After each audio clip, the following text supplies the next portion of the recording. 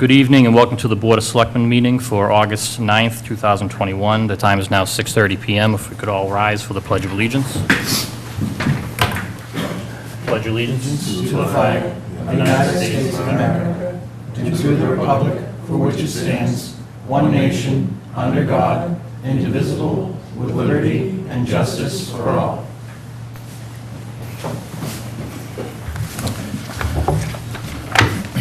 Next up is public announcements. Alex Hagerty, do you have any? Yes, I do, Mr. Chairman. My first announcement, the 20th and final Jeff Coombs Memorial Road Race Walk and Family Day will be held on Sunday, September 19th at 9 a.m. at the Woodsdale Elementary School, 120 Chestnut Street. The Jeff Coombs Memorial Road Race Walk and Family Day for the last 19 years has brought our community and more than 1,000 people annually together in memory of Jeff Coombs and all those beautiful lives that perished on that fateful day, September 11th, 2001. It's truly remarkable that through the darkness of 9/11, our community found new ways to bring all of us together. We joined together in recognition of the kindness and solidarity that emerged from that tragic day. Now is the time to sign up for the 5K race in this amazing community event. To the people interested in participating, whether you are running, walking, or just taking in the festivities, pre-register online by August 30th at www.racewire.com to ensure you receive an official road race t-shirt. Medals will be awarded in a few categories, male, female, as well as a stroller division. So, make sure you bring home the gold. Prices are varied between age groups. Ages children 12 and under are $15, students 13 to 18 are $25, and adults 19 and plus are $35. Our virtual runner option is also available at $20. Back at the Woodsdale Elementary School, anyone attending is invited to enjoy the raffles, free food, and children's activities, including a child's race, moonwalks, a DJ, clowns, face painting, and balloon sculptures. It'll be a great day for the whole community, and I look forward to beating all my fellow selectmen in the road race. A special thank you to Christy Coombs and the Jeff Coombs Foundation for their years of commitment to making positive change in the lives of all of people in Abington. Their devotion to enrich the lives of our community will forever be inspiring. Thank you. My last announcement, the Abington Health Department, in collaboration with the Abington Fire Department and Abington Public Schools, will be hosting a Pfizer COVID-19 vaccine clinic for Abington students ages 12 and up at the Abington High School Gymnasium on Wednesday, August 25th from 11 a.m. to 3 p.m. Participation is entirely voluntary. To participate, you must pre-register, and a parent or guardian needs to be present during the vaccination. Parents and guardians can pre-register at our health department town page, our website. The second dose clinic will be held Thursday, September 9th, 2021, from 3 p.m. to 6 p.m. As it regards to health-related news, our health department and myself as a selectman do encourage individuals to get vaccinated to help you and your families stay safe of COVID-19 and variances. And as required by DPH, unvaccinated individuals are required to wear masks indoors around large groups of people. That's all I have, Mr. Chairman. Thank you, Alex. Mike? Just one. Organizers are still looking for walkers for the Law Enforcement Suicide Awareness Walk to be held on 8/28/21 at Braintree High at 9 a.m. This raises money for a group called Blue Help, which funds care packages for families and departments after a suicide, grief camps, training, and other costs associated with awareness and prevention. The easiest way is to look on Facebook, search for Law Enforcement Suicide Awareness Walk Braintree, and I'll also be putting a link up on my Facebook page, Mike Kaloje, Abington Selectmen. Thanks, Mike. Alex? I have nothing. All right. Next up is public comments. Does anyone have anything to comment on that's on the agenda tonight? Okay. So we got another minute, so. Yep. Are we going to be able to have comments during the... Yeah, when that one comes up, I'll let you guys comment then. That's easier. All right, so next up, if we can get we get to vote to approve the minutes of July 26, 2021. I'll make the motion to approve the minutes of July 26, 2021. I'll second. Motion and a second. Any further discussion? All in favor? Aye. Opposed? It's unanimous. All right, we have time for Abington Celebrate, Scott, you think? Yeah. Yeah, okay. So next up, Abington Celebrates to request use of Memorial Field for a September event.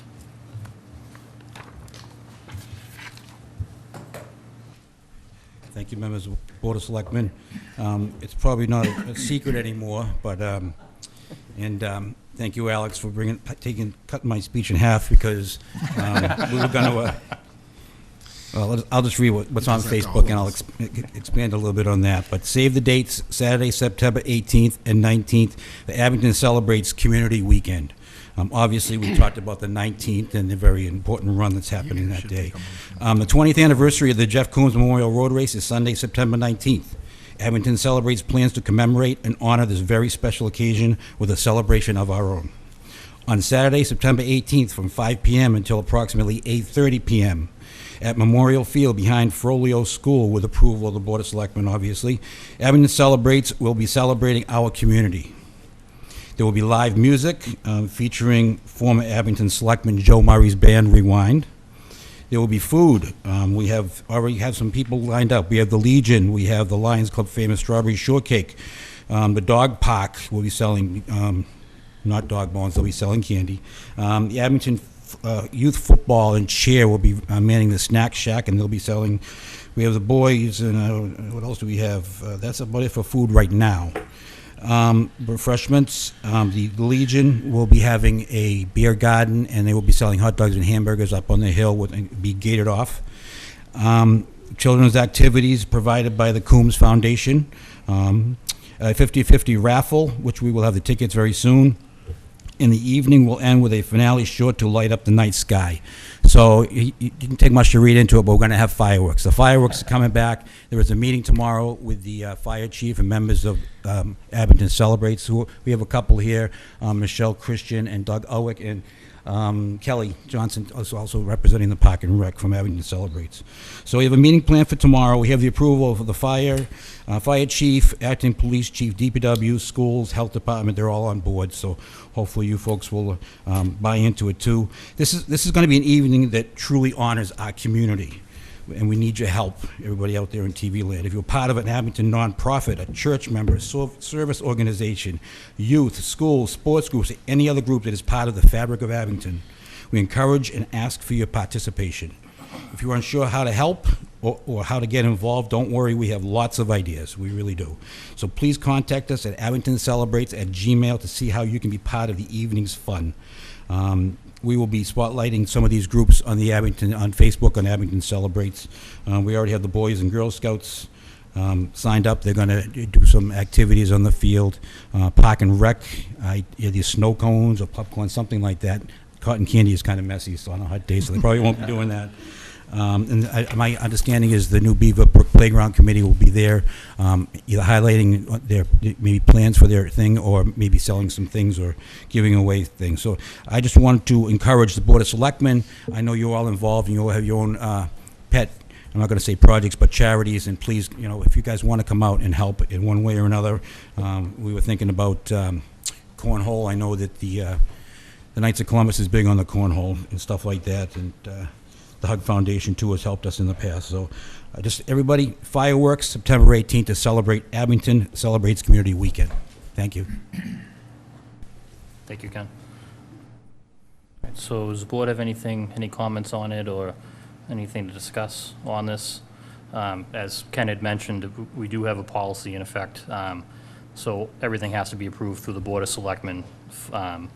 So this is one of those areas where this is why it's on the agenda. It sounds like they've gone through most of the motions with all the other departments and department heads. Sounds like it's going to be a great event. Anything from the Selectmen? No comment. Scott, do you have anything to add, or? Nope. Okay. Okay, so with that being said, if there's nothing further on, I'll entertain a motion.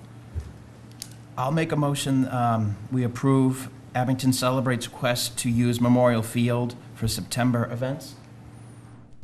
I'll second that. Do you want to, you said September events, or you just want to do that event, the 9/18, or is it on the 18th? He was just reading it off of the agenda. For September 18th. Yeah, right, September 18th, okay.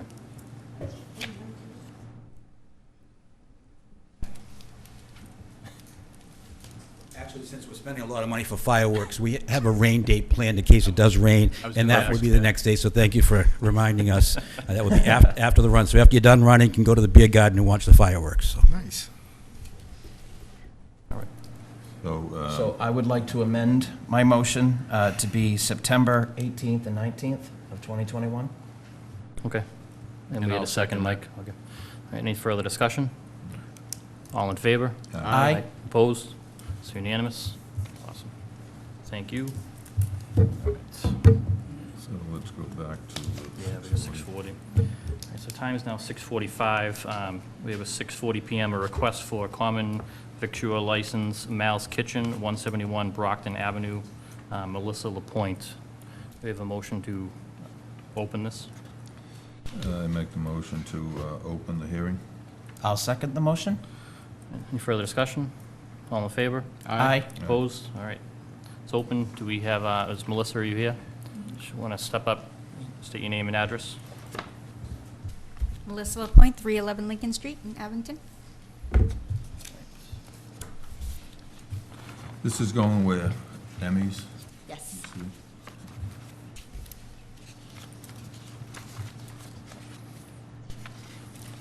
She's got all the insurance, all the approvals.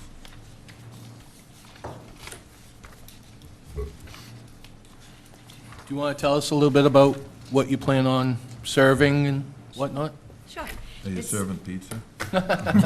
Maybe a breakfast pizza. There you go. I will be doing breakfast and lunch, back to the basics, and then a few smoothies and acai bowls, the rice bowls, and for lunch, it's more so just the, Soup like I and said, back to the basics, grilled cheese, Yep. hot dog, different types of grilled cheeses, hot dogs, possibly paninis, also healthier options. And for breakfast, it's just the basics, French toast, egg plates, Benedicts, things like that. Awesome.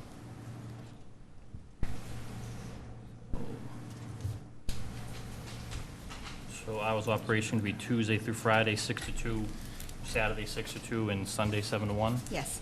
Okay.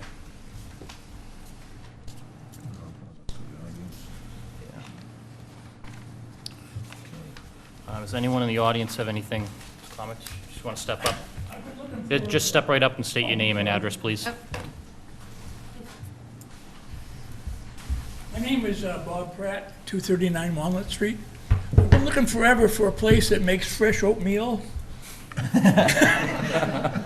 And the two best places that I've been to have been closed since. I was wondering if you'd be making fresh oatmeal will. instead of, no, I'm not talking about the microwave junk.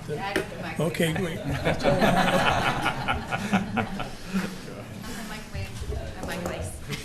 The fresh oatmeal. Definitely All right. fresh oatmeal. I will also be doing overnight oats, which is also with the oatmeal. For in the mornings, I will have grab and goes for those who are in a rush and just want to be able to grab a nice sandwich or a burrito and a cup of coffee or something and go, unless you want it specially made.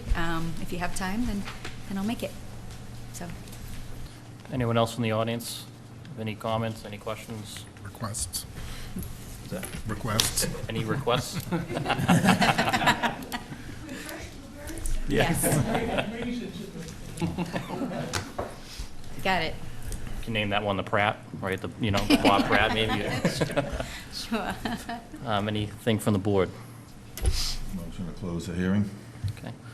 Motion, do we have a second to close? I'll second. All in favor? Aye. Aye. Opposed, okay. And I'll make a motion to approve. And I'll second. Okay. Motion and a second. Any further discussion? Okay. All in favor? Aye. Opposed? Unanimous? When are you opening? Congratulations. See you at my house. Hopefully within the beginning of September, depending on, I might start off with just to go in the beginning. Tough time getting some help. So I will be doing Well, after that. September 3rd, it should be easier. Exactly. So in the beginning, just to get myself up and going, I'm hoping beginning of September. Good luck. Awesome. Yeah, good luck. Congratulations. Thank Looking you. forward to it. Hope to see you there. Definitely. Thank you.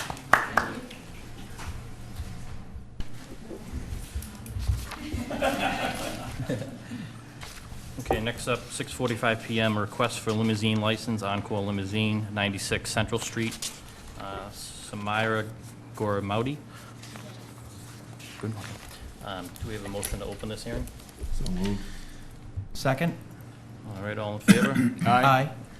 All right. Just want to step up to the podium, say your name and address.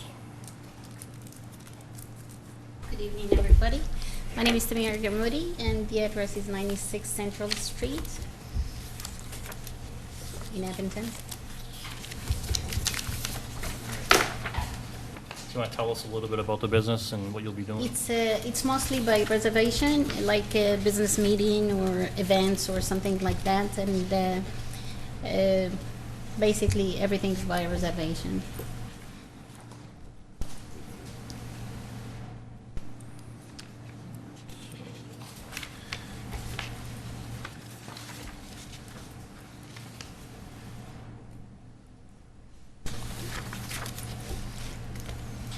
So it's just a single vehicle? Exactly, Okay. just a single vehicle. What kind of vehicle? Does we say? So is it going to be like a taxi or an actual limousine, or do you know? No, what it's gonna be limousine, a black limo, and it's gonna be like high end kind of limousine, just like business meeting, CEOs or something like that. They want transportation. Okay.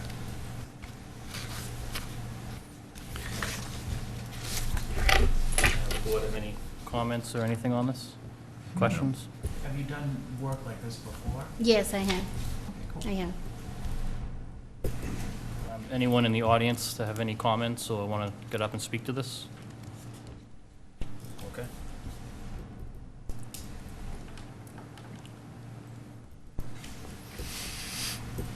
Make a motion to close the hearing.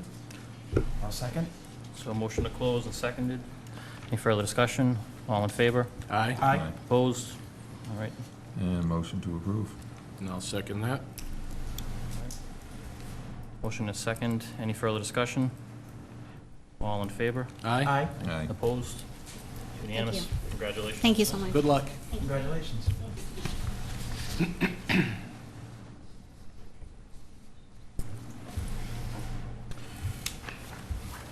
All right, next up, request for a one-day liquor license, Abington's Lion Club at the Senior Center on August 31st, 2021. Ken, you speaking to this? Yes, I don't have a Lions Club hat to put on, but I'll... Since 2013, the Abington Lions have hosted the regional Lions Club advisory meeting, and anywhere between 100 and 150 people show up. And since 2013, we've used Bartending Services of New England. They've been nice enough to actually donate their time, any money they make at the bar. But it honestly is not a big drinking crowd. It's a big steak bake inside, and they just usually they have a cocktail hour, and that's really the extent of the drinking. There's not much going on there. You probably have on file the insurance binder. They're all tip certified, very professional, but I can get you a new one if you need it. So I would hope you approve this. We're looking from 5:30 to 10:30, although honestly they usually leave early because it's not that busy. Scott, do you know if we have that on file? Do we need anything? I would just vote it pending a updated copy. Okay. Does the board have anything on this? Any discussion? Any questions? No? Okay. I'll entertain a motion. Make a motion to approve the request for a one-day liquor license for the Abington Lion Club at the Senior Center on August 31st, 2021, pending the insurance update. Thank you. I'll second. Okay, motion and a second. Any further discussion? All in favor? Aye. Opposed? It's unanimous. Right. All right, next up is request to extend outdoor entertainment license through September. John Pumphrey for Timberlanes. Is anyone here to speak on that tonight? I see John tonight. No? Okay. But John he requested it. I think he had his first outdoor event last weekend. Said it was a success. We didn't get any complaints that I'm aware of. So he wants to continue what he was doing right through September. Same thing that I think we said, it was entertainment, just Saturday nights or whatever. I know he was delayed for several reasons, opening, and he did just open last week, so I'd have no problem extending this for him. And we had the same, we had the, obviously, if we do get complaints or there are any issues, first of all, I think he would be pretty quick to address those anyways, but we certainly could bring him in and discuss it if there was an issue. Okay. I'd make a motion to extend his hours under the same conditions that he has through September. I'll second. Motion and a second. Any further discussion? All in favor? Aye. Opposed? It's unanimous. All right. All right, so next up is Friends of Abington Conservation, request to remove parcels from auction. So does the board have anything on this they want to talk about, discuss, and then we'll open it up to the audience? I'd just like to bring up a few points that some of the members, and I applaud the members of Conservation for getting involved. And if you know from my Facebook page, I'm pushing for everyone to get involved in town. But back in 2016, the Board of Selectmen appointed a surplus land committee.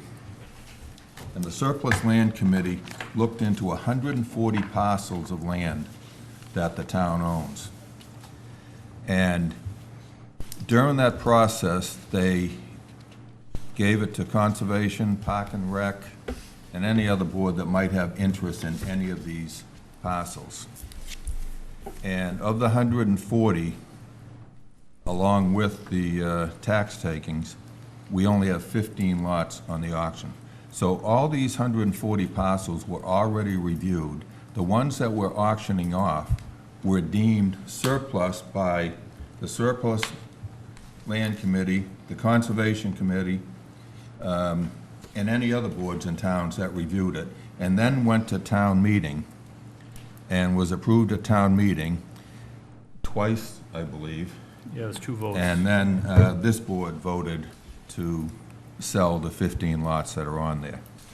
So although I understand you want to save these lots, the ones we're selling were the ones that the Conservation Commission and the Open Space, the Surplus Land Committee decided we should sell.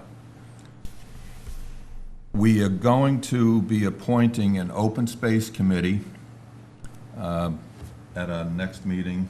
Yeah, we'll discuss August. tonight, and then we'll, Yeah. So I'm hoping some of you will apply for that also. But I'm in favor of selling the 15 lots, 15 parcels that we have on the auction for tomorrow. And like I said, we still have 125 more that can be reviewed again by Open Space, Surplus Land, Conservation, Park and Rec, whatever. And if they want it, then we can discuss that at a future time. okay. Anyone else from the board have anything? No comment at this time. Scott, you just wanted, the two votes a town meeting took, it was over the course of two town meetings, right? So the process is a long process. So the first vote was on these lists, on what they declared surplus and what's conservation, or? Yeah, I mean, I wasn't around, obviously, back when Yeah. these They were were- taken, but the history, They gave us a list, as I remember, and then town meeting voted to authorize the selectmen to dispose of the ones that they thought should be sold. Okay, and then this board took a vote Yes. to hold to move them forward to the auction, which is going to be held tomorrow. tomorrow at noontime. And some of these 15 are tax taking. Yeah, I mean, most of these, many of them are tax taken, some might have ended up in there in other ways or not, but, I mean, the idea, these people just never paid their taxes to a point where the town We all ended up with the covered it. property, and, yeah, their share of whatever expenses were going on throughout those years ended up being the burden of the rest of the taxpayers, and that's why the statute is put in there and allows and somewhat recommends that the treasurer collector takes these and puts them back out to surplus to recover the funds that the town lost. Actually, you know what, I do have one question. Out of the 15 parcels, you know, we've seen different people talking about the different properties. Out of the 15, how many of them are considered perhaps wetlands, or actually you can build on it? That's going to be up to the buyer beware. Almost all of them, I mean, have some sort of issue. There's a reason why somebody walked away from these properties. Most of these properties will not sell tomorrow. The vast majority of the properties on these lists will never sell. They may be of interest to the direct abutters, and they may not be, but a direct abutter to it who has a single-family home may decide that he would like to put on a garage someday, but is unable to do so now. But if he was to purchase this property, it may give him a little more room. For the most part, there's only few of these properties that'll actually be worth anything to anybody. And any of the lots that don't sell tomorrow will go back to our newly formed Open Space Committee. Correct. To review and give it to the Conservation Commission or Yeah, Park and and- Rec or whatever, maybe. It's important to remember, too, that even if there are wetlands, or if there's streams, or if there's any water or whatever on these properties, just because we sell them does not give anybody any inherent right to do anything with them. There are federal, state, and local regulations that are in place that will protect wetlands, no matter what. They don't get waived because of this process. They still have to go through the same process of anyone else looking to obtain a building permit. Conservation, zoning, planning board, perhaps. So just because they sell tomorrow, if they sell tomorrow, does not mean they can go tomorrow and get a building permit. Okay. We still have the water moratorium, or Yeah, going on any new Exactly. I believe so. as well, so Yeah. that's another issue that whoever would buy these, if they could build, and they would run into. Yeah. Okay. Anything further from the board before I open up to the audience? Okay, members of the audience, just step right up, state your name and address. My name's Aaron Parsons, 460 Hancock Street. I was just wondering if before we get started, you could provide a little bit more detail on how the list of 150, give or take, properties was whittled down to 15 that are actually going to be sold. You know, I think maybe one of the concerns some citizens have here is that, you know, you put this list of 150 in front of us. I don't got time to whittle through that whole thing, but is it, you know, it was whittled down to 15, and then people were, you know, said we want to sell these. Maybe that might have been more That's appropriate to be exactly what voted on. happened. at We town. appointed a board, I believe it was in 2016. We appointed the Surplus Land Committee to review all the surplus land in town, including North School and Center School. And that was part of it too. And then I think there was an offshoot of the Surplus School Committee or something. So they reviewed all the parcels in town. And I think there was probably a 5 or 7 member board.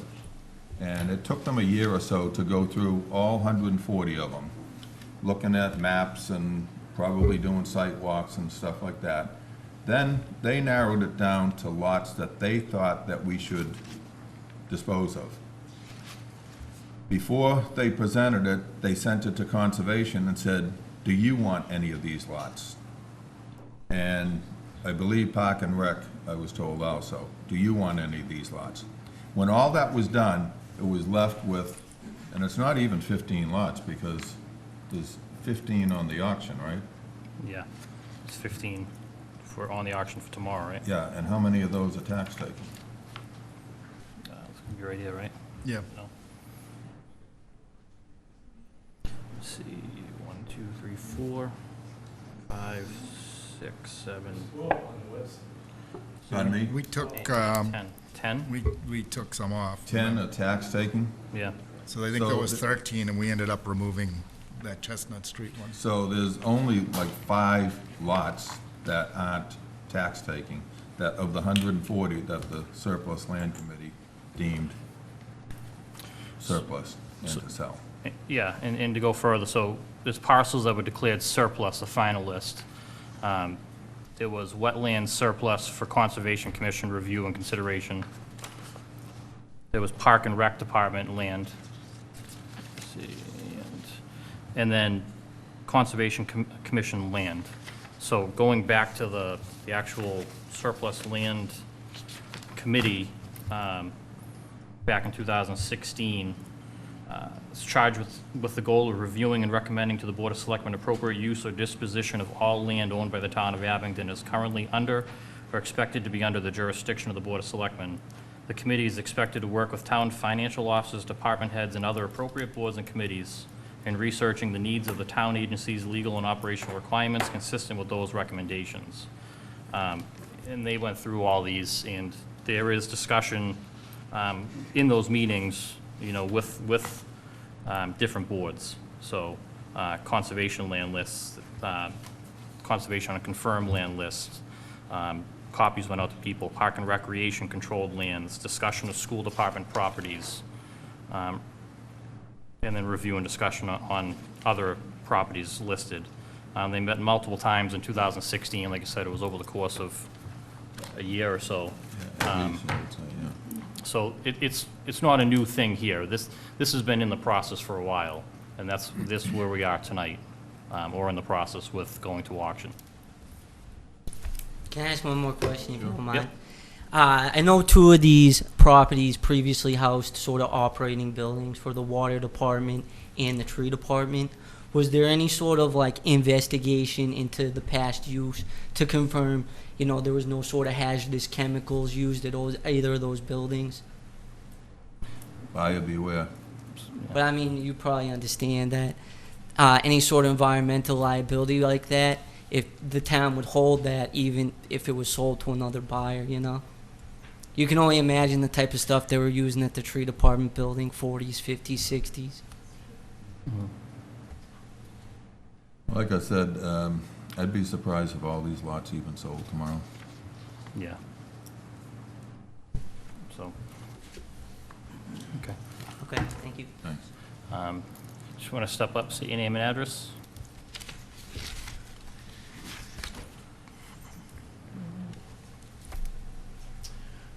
Bob Pratt, 239 Walnut Street. You gentlemen keep on mentioning that they may or not may or not sell. Buyer beware. I'm kind of confused about that. Back in 2017, the Surplus Land Committee declared surplus land of Oak Street, Washington, Walnut Street, Rockland Street, Diana Circle, and part of Brockton Ave Greenway as surplus. Did any of those members walk those lands to see what kind of wetlands they were? I mean, I'm sorry. Isn't it the selectmen's responsibility to make sure that the people on the surplus land committee did their job and walked these lands to make sure what kind of wetlands they were and And if they were more important to preserve instead of selling them off, buyer beware, or they may not even be sold. Isn't that, whose responsibility is that? It would be the surplus land Were they commission. signed off? Did each one of those So- members sign off on those saying that they actually walked the land to find out what kind of land they were? No, I don't think was the charge at the point. I think what they did is they reached out to Conservation Commission. They exchanged emails or information and discussed these properties in depth at the time. I don't know if I can't speak for them, if they walked the lands in 2016. But, you know, there is discussion in here that, you know what I mean, that they went back and forth with Conservation Commission and emails and discussed, basically got information from Conservation Commission on these parcels to provide to the surplus land committee. Again, I didn't pull those emails from the minutes, but I'm sure we could. The land that the Friends of Abington Conservation are concerned with are all wetlands. Out behind my house is all wetlands on Walnut Street. Even though it says Washington Street, the auction sign's on Walnut Street. We're also worried about the other wetlands in town. And with the news coming out of Washington where the world is at a tipping point, whether or not we're gonna survive the next 50 years or not because of the fires, the floods, and everything that's going on in this world, wouldn't it be better for us as a community just to do our part by preserving some of this wetland and some of these other properties, just to keep them green? These trees are the ones that pull in carbon dioxide and put out oxygen for us to breathe. I'm not a tree hugger, but I am worried about all the things that are going on in this world. I'm to the point where I hope I die before things get even worse than it is now, so I don't have to go through it. But I am worried about my kids and my grandkids and everyone else's kids and everyone else's grandkids and what they're gonna go through because of decisions all these communities, including this one, make on now on preserving green space. Green space. It's not as though the town is losing money. We own this land already. I don't understand what the big rush is on selling this stuff. And it's taken, what, 6 years, 7 years to even get down to this point. So I don't think that was a big rush. I think we've done our homework in 6 or 7 years. But I don't understand how the surplus committee even considered the wetlands in this town to be surplus land. It's not surplus land. It's part of this community as a small community to preserve this. A lot of people move to this town because it's a small town field, and we start building condominiums all over the place and taxing the water that we don't have already. It's going to turn into another Boise, Idaho, and they're all leaving Idaho because they're building so much there. They don't have any of the old town, the charm that they had when they moved there.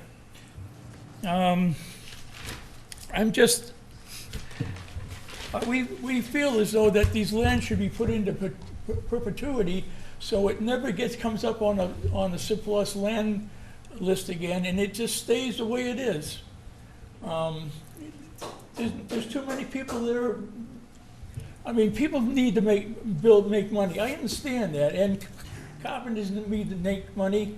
All these building places need to make money, but who's you gonna eat that money when there's no more food to be had, no more air to breathe because you cut down all these trees? You can't eat money, that's for sure. So, again, going back, we had a surplus land committee that did everything that you're talking about and asking and bringing up tonight was done by the surplus land committee, which was made up of residents of this town. There was 165 people at that meeting that okayed. At one of them, there was over 200 at the other one, I believe. I think it was like 215 or so. So I understand, but this isn't that all of a sudden we pulled these out of a hat last night and we're selling them. This has been reviewed. There was a surplus land committee put together. what we're going to get to tonight is talking about an open space committee, just a better name for surplus land at this point, open space committee, to review, there's 15 lots out of 140 or so here. Is So it possible, I'm sorry. these have already been, I mean, as you can see, there's, as I can tell you, there's 58 on this that are Conservation Commission review. Yeah. So those not even being touched by auction, in, not all these lands sold are going to be built on. You say like every single one that we're gonna sell tonight is gonna have a condo complex on it tomorrow. It's not true. But There I know is other there's a things, and they have to process. go through the process. I know So there's a process. those and are the that things. takes years again, too. Yeah. But there's always that possibility that can be done. Just like you said, there's always a possibility that none of these are gonna be sold. Yeah. On the other hand, there's also a possibility that these lands are gonna be sold, and someone's gonna get around the rules somehow. No, they're not. Oh, give me a they're not. break. It happens all the time. Okay. It happens all the time. You know that as well as I do. That's all I gotta say. I'm not here to start a fight. I appreciate it. I respect you guys. You guys stepped up to do your job for the community, and I respect that. I was a veteran service officer for a year, and I did it because I thought that was an important job too. I've been a Boy Scout. I was a Boy Scout leader for 17 years, and I did that so we'd have, so that the young men in this town would grow up to respect their elders and to respect other people. I did that for 17 years because I thought that was important too. And the reason I'm doing this is because everyone says, we gotta do something about this, we gotta do something about that, but no one does anything about it. So I felt because I'm complaining too, that I should step up and do something about it. Well, And I'm just representing, that's the word. And I'm the one that started the Facebook page, Friends of Abington Conservation. And there's over 200 people that are members. There's not too many people there to talk about it, but there's over 200 members on that site. Like I said, I'm here to try to do something about it, and just not to bitch and complain about it. I understand.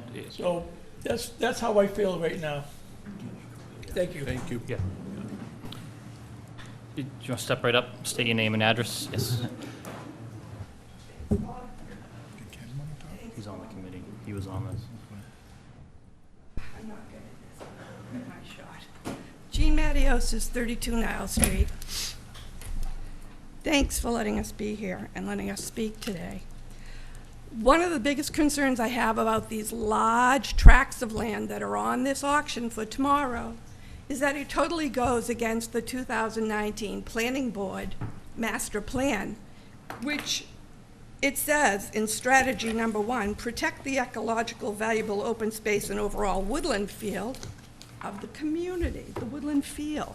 Okay, we're slowly but surely turning into Weymouth, Braintree, Quincy. I don't think a lot of people here really want to think that they live in Weymouth, Braintree, or Quincy. If they did, they'd be there. Okay, and they also said in the master plan by the planning board, consider transferring town-owned properties and preserve them. I'm reading, I printed them off on my phone, so it might take me a while to get to them.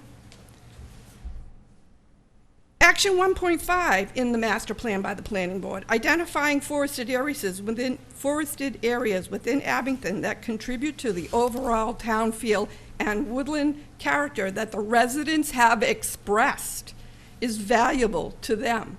I understand that these properties were reviewed in 2016, you say, but I found it to be 2017. The board members at the time of the Surplus Land Committee were Jim Dombrowski, Ken Coyle, Nick Almeida, Wendy Happel, and Ellen Killian.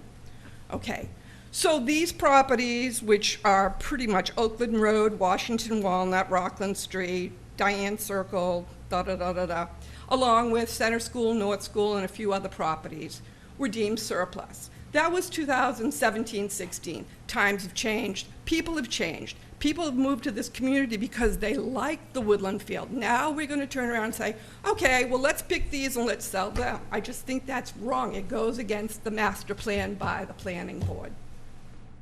That's all I have to say. Thank you. Ken, you want to?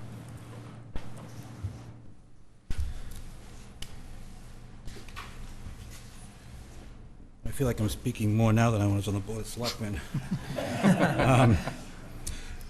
I was on the Board of Selectmen when the Surplus Building Committee was formed, and honestly, it was formed because I pushed for it, because there was a lot of talk about the Woodsdale and the Woodsdale and the North School, I'm sorry, the center and the North School being sold. Oh, we're gonna make $1 million, we're gonna make $1 million.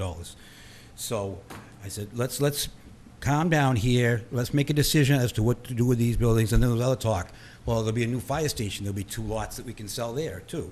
And then there was this talk about the new school. Where's the new school gonna go? They would look at different properties for that, that they didn't use, so they were available. So I pushed to have this committee, and the Board of Selectmen were all in favor of it. We formed in 2015, I believe it was, late 2015. And the very first thing we did, and Alex is correct, we sent an email out to every, actually it was an email and a paper letter in their slots, to every single board, department, commission in town, saying, if you see anything that you may want to use in the future, if you see any problems, if you see any issues, please let us know right away. And we actually heard right away from the fire chief, who said, please don't sell the North School, because that may be an option for a new fire station.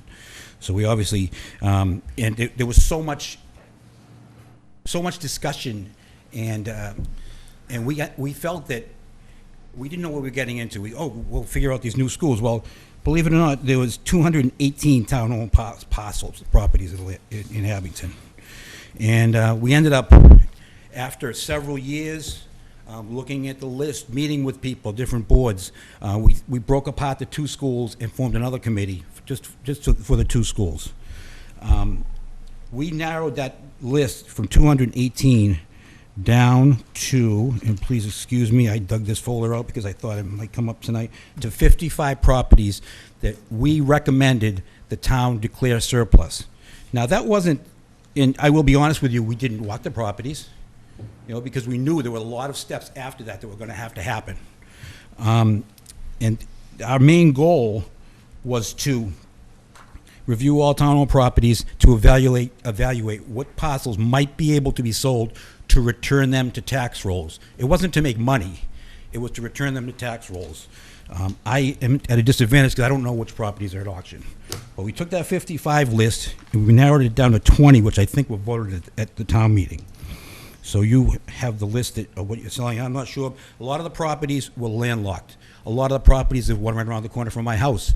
But we hope it would sell to an abutter, because nobody could build there. They're using it now to dump their lawn waste, and then will increase their part of property, and the town would win because you're going to get the tax. It's no longer going to be off the taxes. We're not going to have to pay the taxes anymore. That person that owns it will pay the taxes.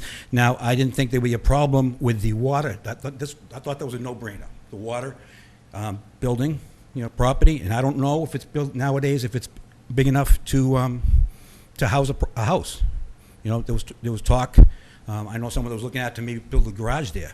But, and then the property that probably nobody even remembers, except for the person who mentioned Emmy's a little while ago, Emmy's Deli, where the tree warden property was, across from the back entrance to Beaver Brook. We assumed that I really don't think you can build anything there, so the people next to it would have a nice side yard. So that was most of the properties that we recommended to sell. I think we went to the town meeting with 20. I could be wrong because all these notes are but I don't want people to think that we took the job lightly. We narrowed the list down. We looked at all the drawings. We actually did walk a couple properties. But the biggest point I want to get across is that from the beginning, we reached out several times, as early as 2016, to the Conservation Commission. And I'm going to read some of the quotes if we could. As stated within the open space study that we just referred to, the Conservation Commission has added no new properties to the plan in over 7 years. Now, this was in 2016. The opportunity to review the over 218 town-owned properties is currently available, and it is suggested that the Conservation Commission participate in the review of available properties as potential parcels to help them achieve their open space goals. Both Diane Circle and Vineyard Road properties are listed and described in the open space plan and have that potential. If the commission would like more in-depth information of the review process and what can be achieved, I would suggest that the subject be placed on the Conservation Commission's agenda, and if needed, let me know. This is the chairman of our board.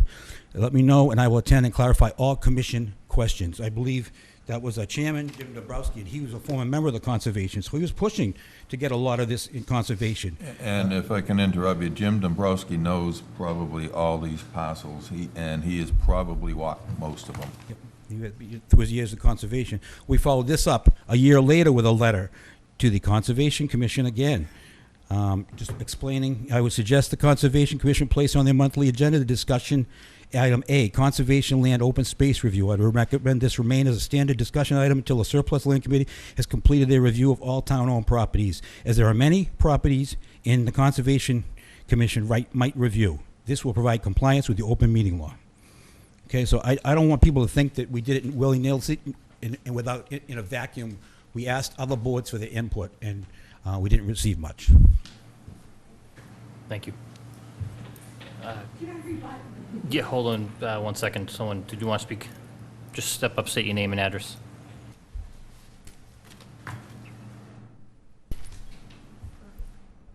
Nicole Corbett, 114 Van Buren Drive. My one concern is, I know Chestnut Street got removed, but right in the master plan, back in 2019, it did say as one of the key points there that there was a push to preserve northern Chestnut Street. And I know they mentioned like a lot of review went into all these different plans. I think the concern is if these were very heavily reviewed, then why did that parcel end up there and then have to get, I know it got removed later and then after review, but why did it take somebody to write to the Board of Selectmen to get that removed when the master plan kind of had some information there suggesting to preserve it? That parcel that you're talking about was not on this original list. We added that parcel afterwards, or I added it with the treasurer because it was a tax taking. So it was just a simple tax taking. We thought it would generate some money when, I think it was probably Dan Brillman or someone who reached out to me to let me know that, hey, that one probably shouldn't go. We looked at sort of that surrounding area, the master plan where it was referenced, and we realized that, yeah, absolutely it shouldn't go on there. But it was not one of these original. No. And that was a very unique lot too. I mean, it's landlocked by 7 different parcels of land. Most of those parcels are, although they're all privately owned, I think, other than there's the power lines. Power lines, yeah. And most of that land is owned by, privately, and I think they're trying to conserve that land as well. So it was just a very unique parcel that we removed, but as the town manager was saying, that was added after the fact. Okay. And then I guess one of the second things I'll kind of mention is I think maybe there needs to be just better communication between, I guess, the town boards and the people of the town. I know there's a lot of push with the town meetings and everything, but I'm having a hard time like getting information some of the time. Maybe it's my generation and we're having a hard time kind of accessing things. But I think maybe, I didn't find out about this auction until my friend sent me a picture of the sign next to our house. So I'm thinking better communication in some way. I know I work in the schools, we have We're gonna constant contact. It touch goes on out that. to all the people in town, and I find out a lot of school news from constant contact. So the town manager will kind of touch on that tonight, but I mean, the communication, we are working on that. We are working on the website, town website. There's a notification system that we have in place in town that we're going to kind of use again, like a code red, if you will.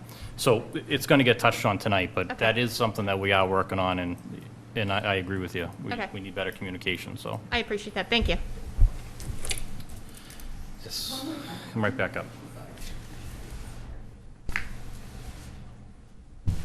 Please make it mainly to this. I am. No back and forth, so we don't. No. And I do. I respect the surplus land committee that decided to do what they did.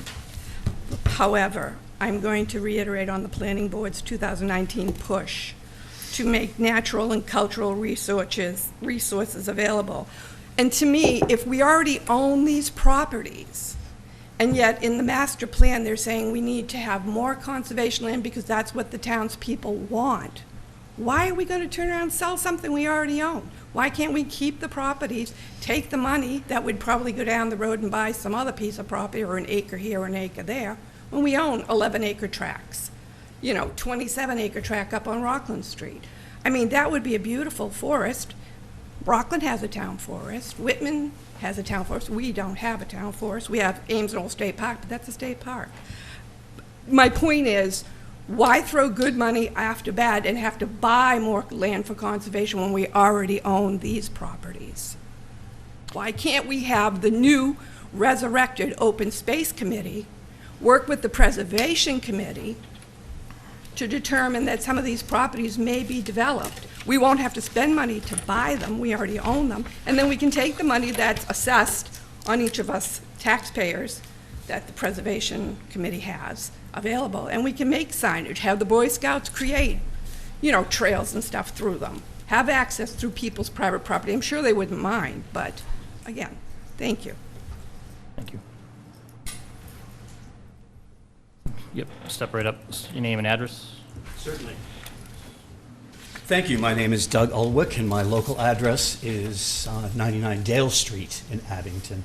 I'd like to address a pair of parcels on Oakland Road, and particularly because the conditions changed regarding that land in March. And I have a diagram, which I think I can tape up in the front here to share with you people.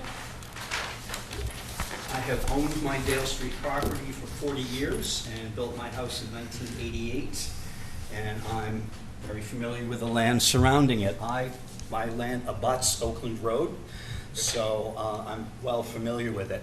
The 20 acres out on Oakland Road sold by the Winowitzes in March, and Rick Montgomery bought them, and he intends to put a family farm out there. Sounds great. I support that idea. Unfortunately, he immediately went in and started cutting trees, and I mean acres and acres and acres of trees, some of it within 100 feet of the wetlands. He did not notify the Conservation Commission. He did not file a request for determination. He did not file any sort of environmental anything. He just went ahead and blew his way through it. He finally had a Conservation Commission meeting last Tuesday to present his plans, and I chatted with him after it and asked about the auction parcels, and he says, I'm buying them. So he intends to extend his holdings down Oakland Road. So these aren't parcels that probably won't sell. These are parcels that are probably going to sell, but they're being sold to someone who so far has not proven to be very ecologically responsible or environmentally responsible in his approach to developing the land. I hope that will change, but right now I have no confidence in that. The other thing I'd like to point out about these holdings is the uniqueness to them in terms of how they interface with other properties. The town is not selling all of their land on Oakland Road, only part of it. But what we have that's unique here is there is a laid out roadway coming in to extend Vineyard Road to Oakland Road, right in the area of the auctioned land.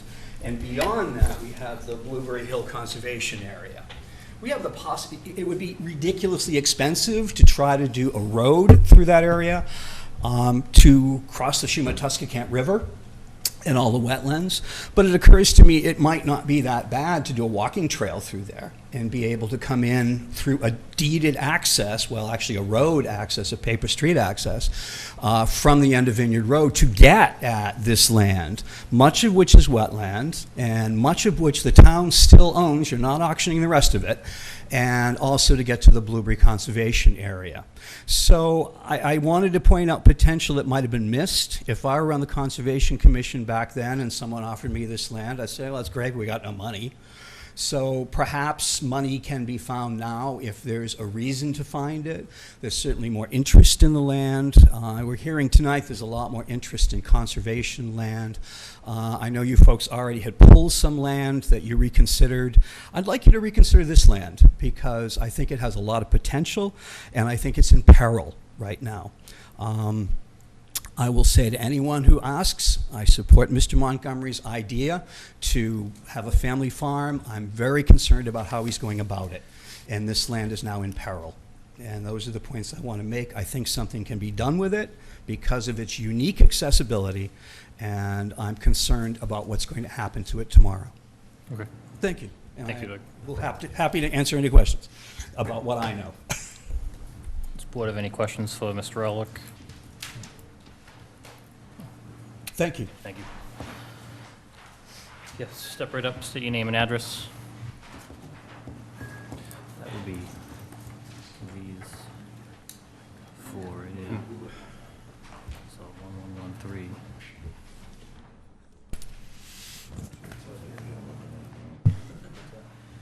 My name's Dan Broman, and I live at 222 Linwood Street. My wife and I started a website to shine a spotlight on environmental heroes. We are advocates of preserving and protecting the natural world. Right here in Abington, we're based out of Abington. I have documented 2 parcels that are in the auction, 0 Rockland Street and 0 Oakland Street.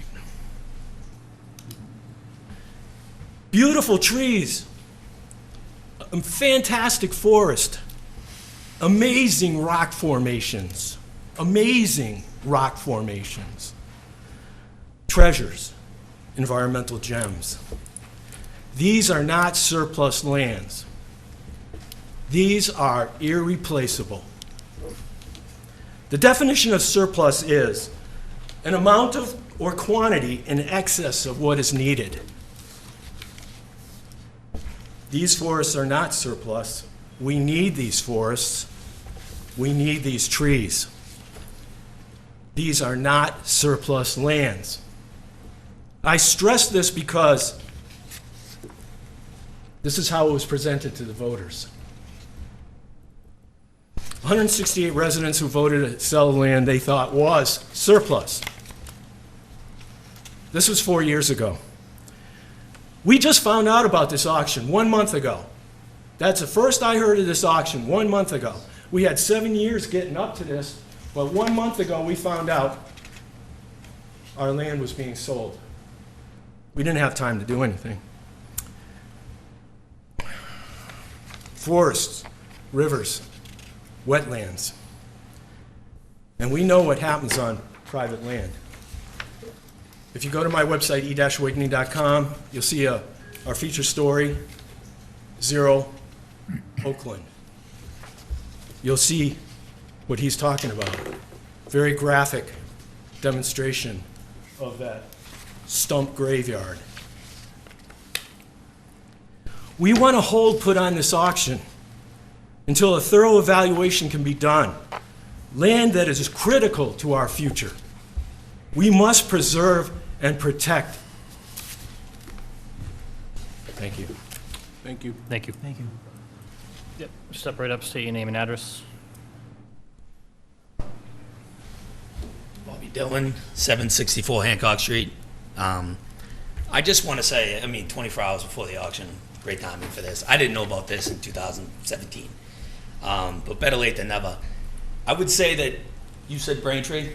We will be Braintree in 20 years. There's no stopping it. But what Braintree has is a town forest, and it's the only green space left in Braintree because they protected it. Otherwise, it would be McMansion development, or condos or whatever.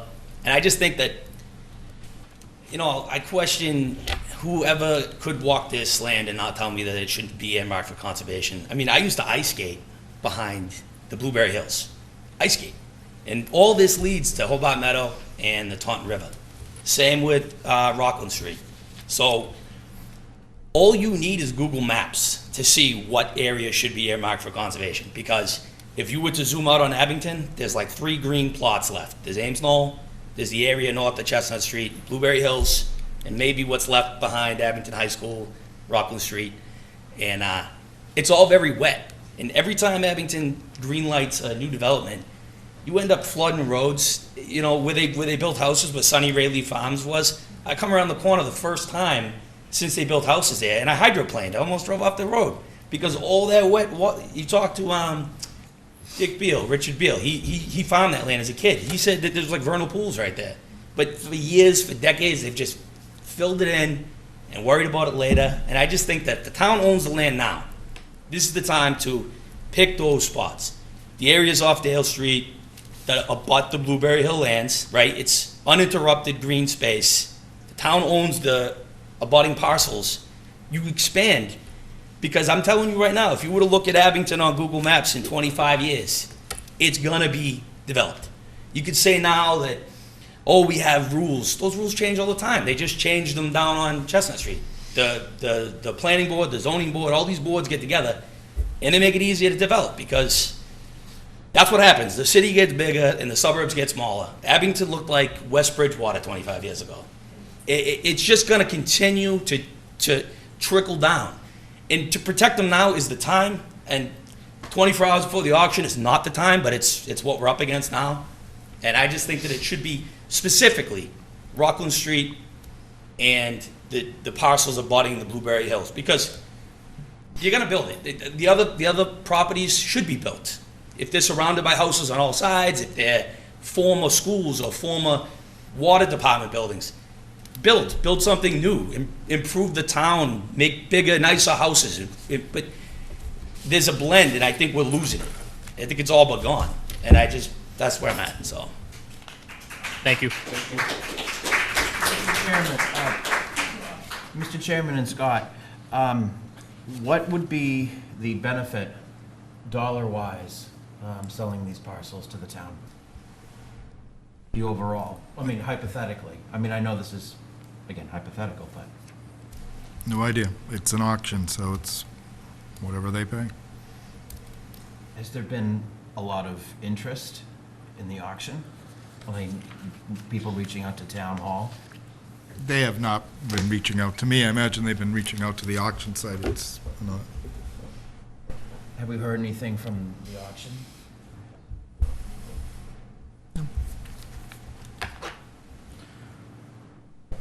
Anything further from the audience? Okay.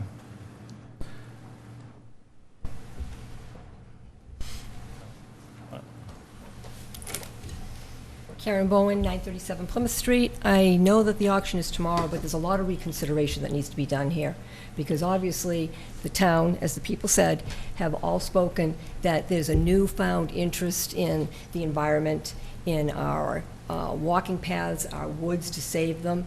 And if there's something that we can use to give a better appeal to the town and to give something to the townspeople to use, we should do it.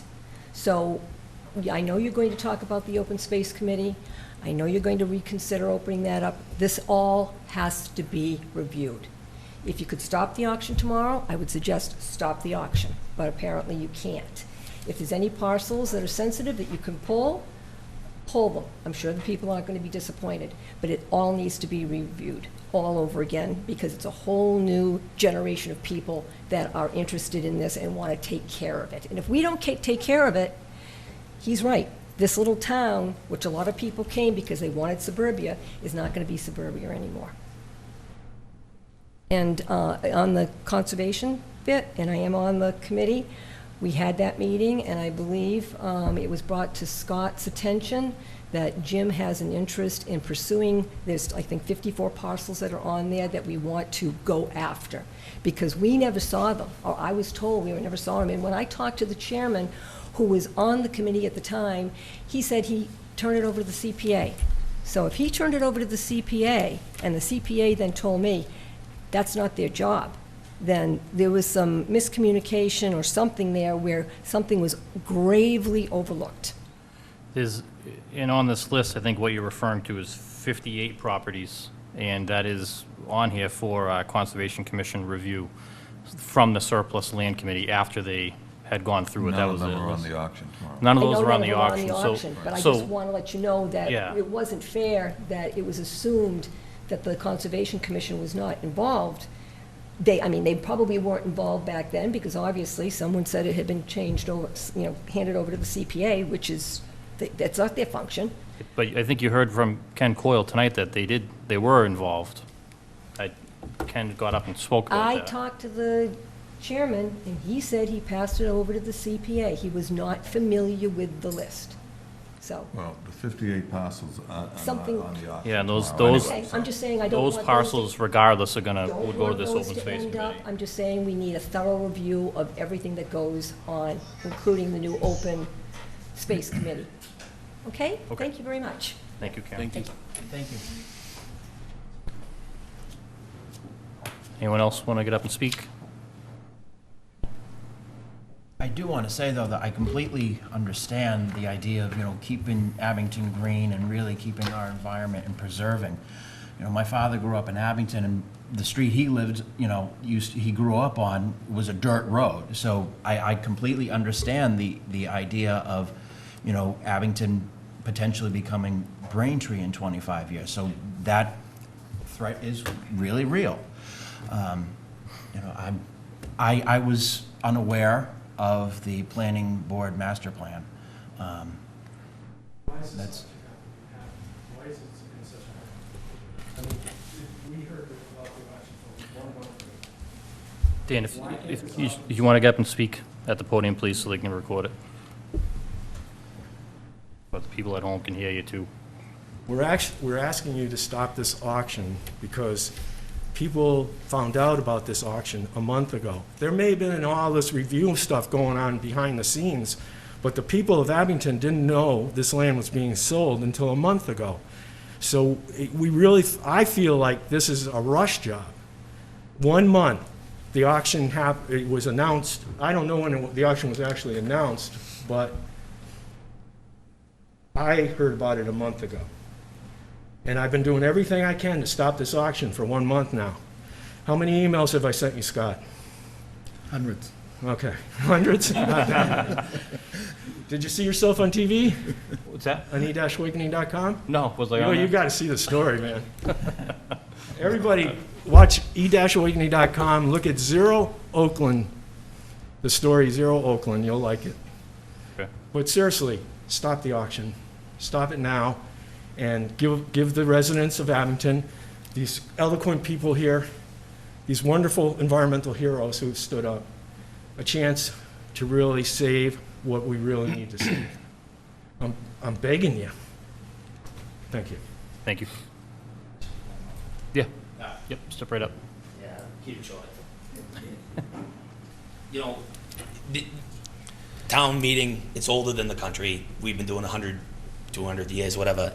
It's great, but, most people they drive home from work one day and they're like, oh man, they cut all those trees. They don't pay attention, and it's shame on people who don't pay Hit the attention. nail on the head. That's what happens. They don't pay attention. And then None of this has and been in hindsight, done behind the scenes. No, but the point being is, at this point now, when you do have outlash from people, hey, well, driving down Chestnut Street and they're cutting all the trees down. Well, I think that right now, the town owns that land, where, you get the same thing all the time. Hey, what do you want us to do? It's private property. We can't do anything about it. It's private property. Well, right now, it's not. And once it is pretty much forever, because that person, good luck, you're going to get an eminent domain. We don't even want it now. We're not getting it back. So I'd argue that uninterrupted green spaces should try to be protected. And Braintree's coming. There's nothing wrong with Braintree. It's a great town. I just think, we own it now, and the Blueberry Hill area, and maybe even off of Rockland Street, which, is definitely wetlands. It should be reviewed, but it is what it is, and I understand the point of, everyone wants to come in 24 hours before and say, oh, for 5 years you guys have been working on this, and that's the truth. But Exactly, and the point I get is, that. all our meetings are televised, all the meetings for conservation, zoning, planning board, they're all on YouTube. They're listed on the website. They're listed at town hall here when the meetings are. I think, and you are starting to get more involved, but I think this is what needs to happen. But just because you didn't know about it for the last 5 or 7 years doesn't mean somebody wasn't doing their job. And this has been going on since 2015 or 16, when we first appointed the committee. So, this isn't something that just came up in the last month. This has been going on for years. And if you're not aware of it, and you didn't attend town meeting, and you don't pay attention to the meetings and stuff, there's nothing we can do about that. Yep, step right up. I have a busy life. I work a lot. I do a lot of videos. I'm constantly busy. I don't have time to watch the town meetings. A lot of people don't have time to watch these town meetings. So how do you suggest we notify you of every move that this I board think- makes, of every other board There's makes? so many ways we could notify. We could have a Facebook page, a town Facebook page. We do. Well, We have a it- website, we have a Facebook Well, page. then, is that Our Facebook? agendas and everything are on there. I don't know about this Facebook page. Does anybody know about the town Facebook page? You know? Oh, Dan, and like I said, again, the town manager will hit on that tonight, but we're But we're Mr. having Bezanson- basically a company to redo the website, and that, you'll see that probably in the next, I'm not Mr. gonna speak for the Bezanson town is manager, trying but to say surely, that- there's other avenues, you know what I mean, that we're working on that communication piece. What Mr. Bezanson is trying to say that we all should be sitting in front of our TV sets, watching every town meeting to keep up and make sure that the town is not going to sell our forests. I would hope you guys are at town meeting, but Yeah, I yeah, agree. But, exactly. you know what I mean, that's one of those things, 200 people, 200 I understand that everyone has busy lives. 200 people went to the town meeting. Yes. That means that there's something wrong with this government. We're not reaching the people. We need to reach the people.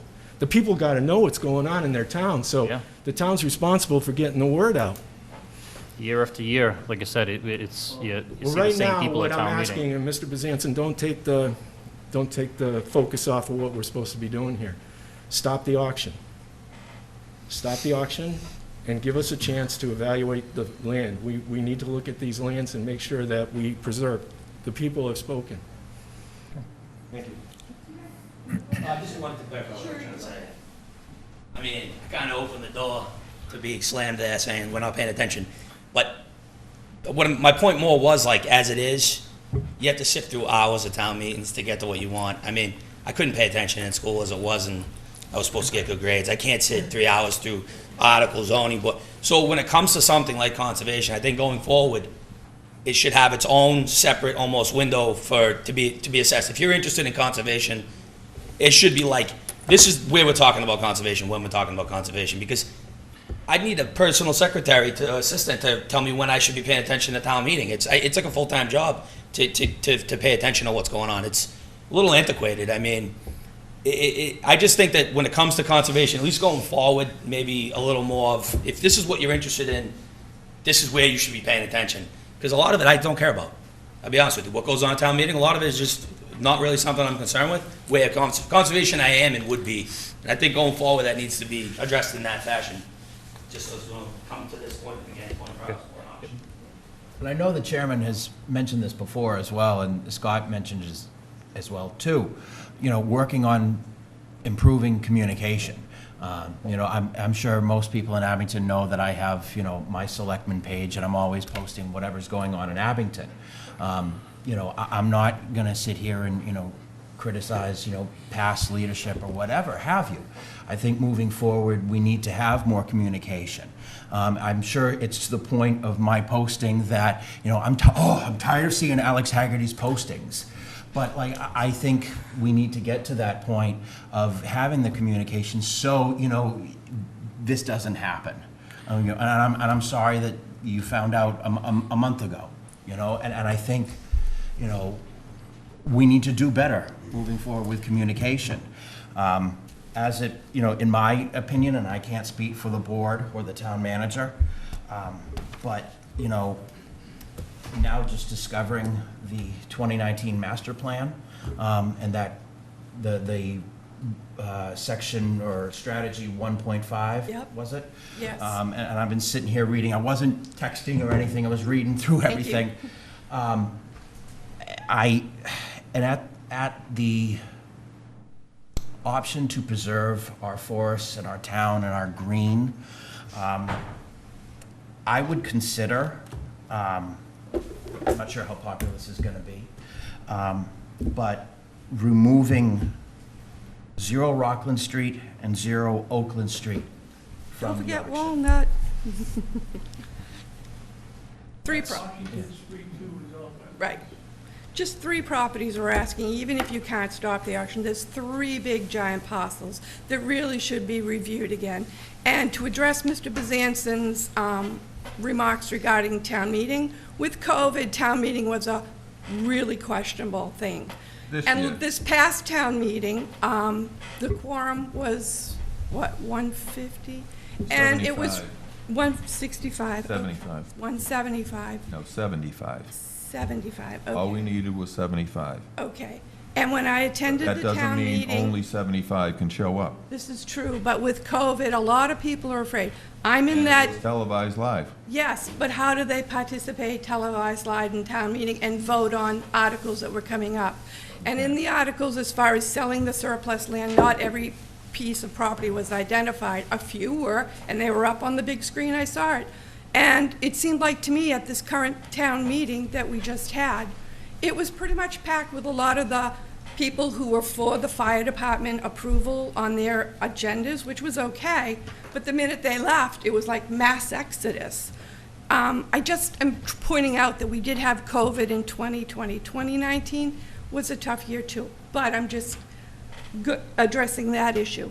And I also think that over the last 5 years, this town has grown substantially. And with all the new generation and the new families and the new people here, with all the new developments, weren't aware of what's going on. And to hear this is just coming up, it's kind of shocking. So we do own the property now. Why can't we pull 3 parcels, Oakland, Rockland, and Washington Walnut, and just set them aside till the newly formed Open Space Committee can look at them, assess them, review them with the Preservation Committee, and maybe determine, well, yeah, and if we're going to have auctions, or if we're going to have transparency between the board and the town and better communication, then maybe it should come up on our elections. Like, hey, do the townspeople really want to all vote? Because more people turn out for voting than they do at town meeting, I'm sorry to say. But it should be made more public. Let's be a little more transparent. Thank you. Oh, my grandparents had a farm on Quincy Street. I think one of the big concerns around all of this is just the potential for development to be there, and I think that's one of the things a lot of people are getting at here. And then kind of looking at where a lot of the development has kind of led us in town, because there wasn't a water moratorium 5 years ago. You can't, I mean, I just drove by all the Phase 4 water ban signs coming in. I think that's waking up a lot of people as to, hey, I think we need to start doing more. I use Linwood Street as an example. I'm there all the time. That road's flooded. I think that there's certain development things. I think that's what the big concern is here is this leading down the path of more development? Are these wetlands going to be developed? Can the town's infrastructure handle that? And I think there really needs to be more of a review process there. And I know, like we said, we don't know if anyone's going to be building on these. But I think in the sense that's something that really needs to be considered in the back of our minds when we start looking at these parcels. Hey, what's going on right now with the town? Can we handle if this was able to be developed? Yep, just step up.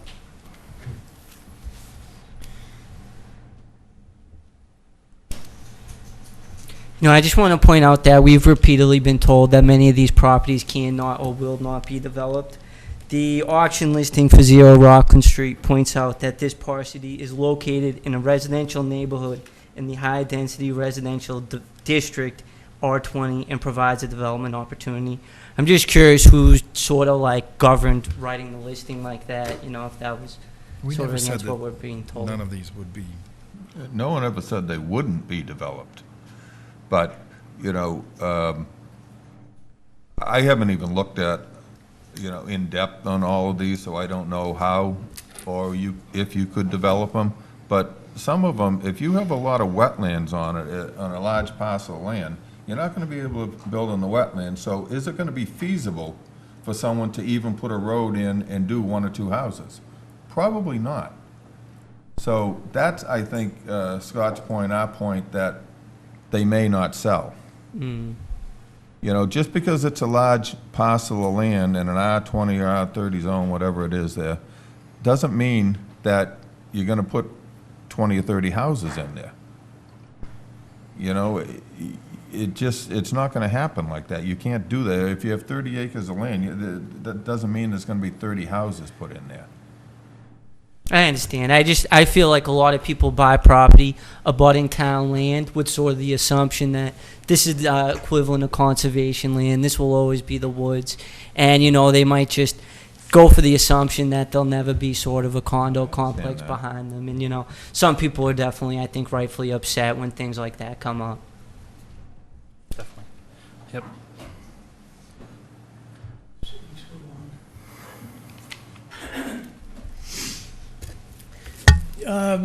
You say maybe or may not or couldn't be, or unless you see the body, the guy's not dead. You guys assume that this isn't going to happen or that's not going to happen, but in a mystery, if you don't see the body, it's not dead. So there's always a way of that these properties are going to be sold, and there's always going to be a way where someone's going to get around some sort of regulation where they can still build in there. So unless you say it's not going to happen, this is definitely not going to happen, this will never going to happen. I don't think anyone is saying that it's not going to happen. It's just a lot of these properties, it's highly unlikely. And that's where I get it's highly unlikely, but it's highly likely too. No, I think a lot of them are more unlikely than likely. Unless you say yes or no, you can't rely on maybe or assumptions. No, you can't. Because That's when right. you But you they rely still on have to go through all the process. understand, but when you rely on assumptions, you're making an ass out of me and you. That's what I'm trying to get at. Before. So, yeah, one last, and then we're Yeah. gonna move on here. Just one last quick thing, and then we'll, I think we can solve this right now. Take 0 Rockland Street and 0 Oakland Street and Walnut Street off the auction block. Let's just do it. Okay. We'll save some beautiful land, and then maybe we'll call it Byzantium Woods. No, don't do that. I'm only kidding. I'm kidding. We'll call it Bob Pratt Woods. All right, okay? He already got the oatmeal. We can't do woods too? Mr. Town Manager, can we do that?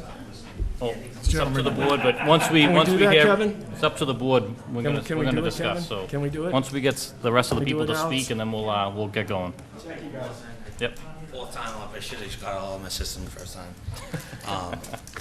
The only way to guarantee it isn't developed is to control it and to deem it conservation, to take it, earmark it for conservation. So when you look at it on Google Maps, it's a nice conservation green, Abington Town Woods, something along those lines, conservation lands. Because all you're hearing from, especially the federal government on down, is housing crisis, housing crisis, housing crisis.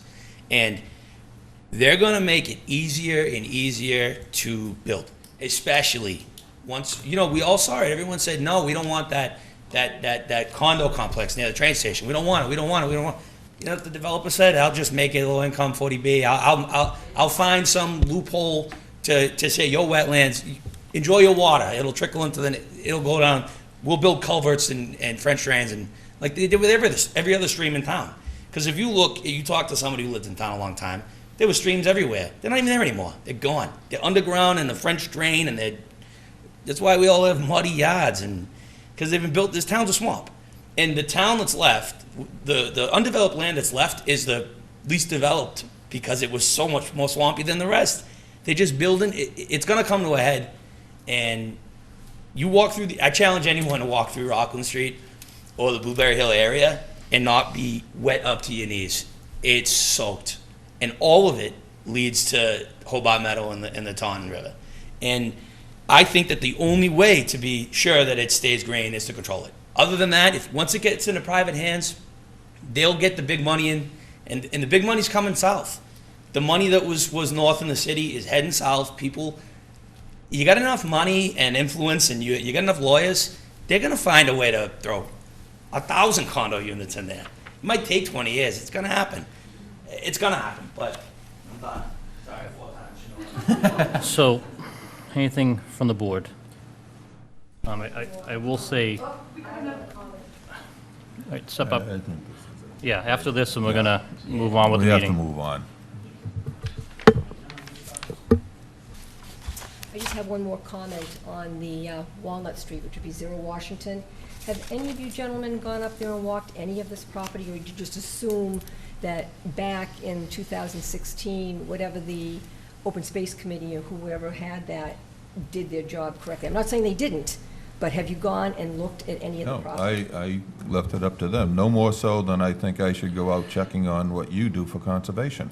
Okay, So, but, Ms. Bowman, just like Alex had said, you know, we appoint residents to these committees and these boards to do these jobs. I'm not going to assume, I take their word that they're doing their job, much like we appointed you as well, and you're doing your job. I'm not going to sit there and say Ken Coyle did not do that, what he We're was not going to supposed to. go and overrule something you do The on resident, conservation. these were residents put on these boards that spoke and did a job. and some of these Much resi- like we appoint residents every single year. Unfortunately, we don't see as many in here, you know, going for these committees.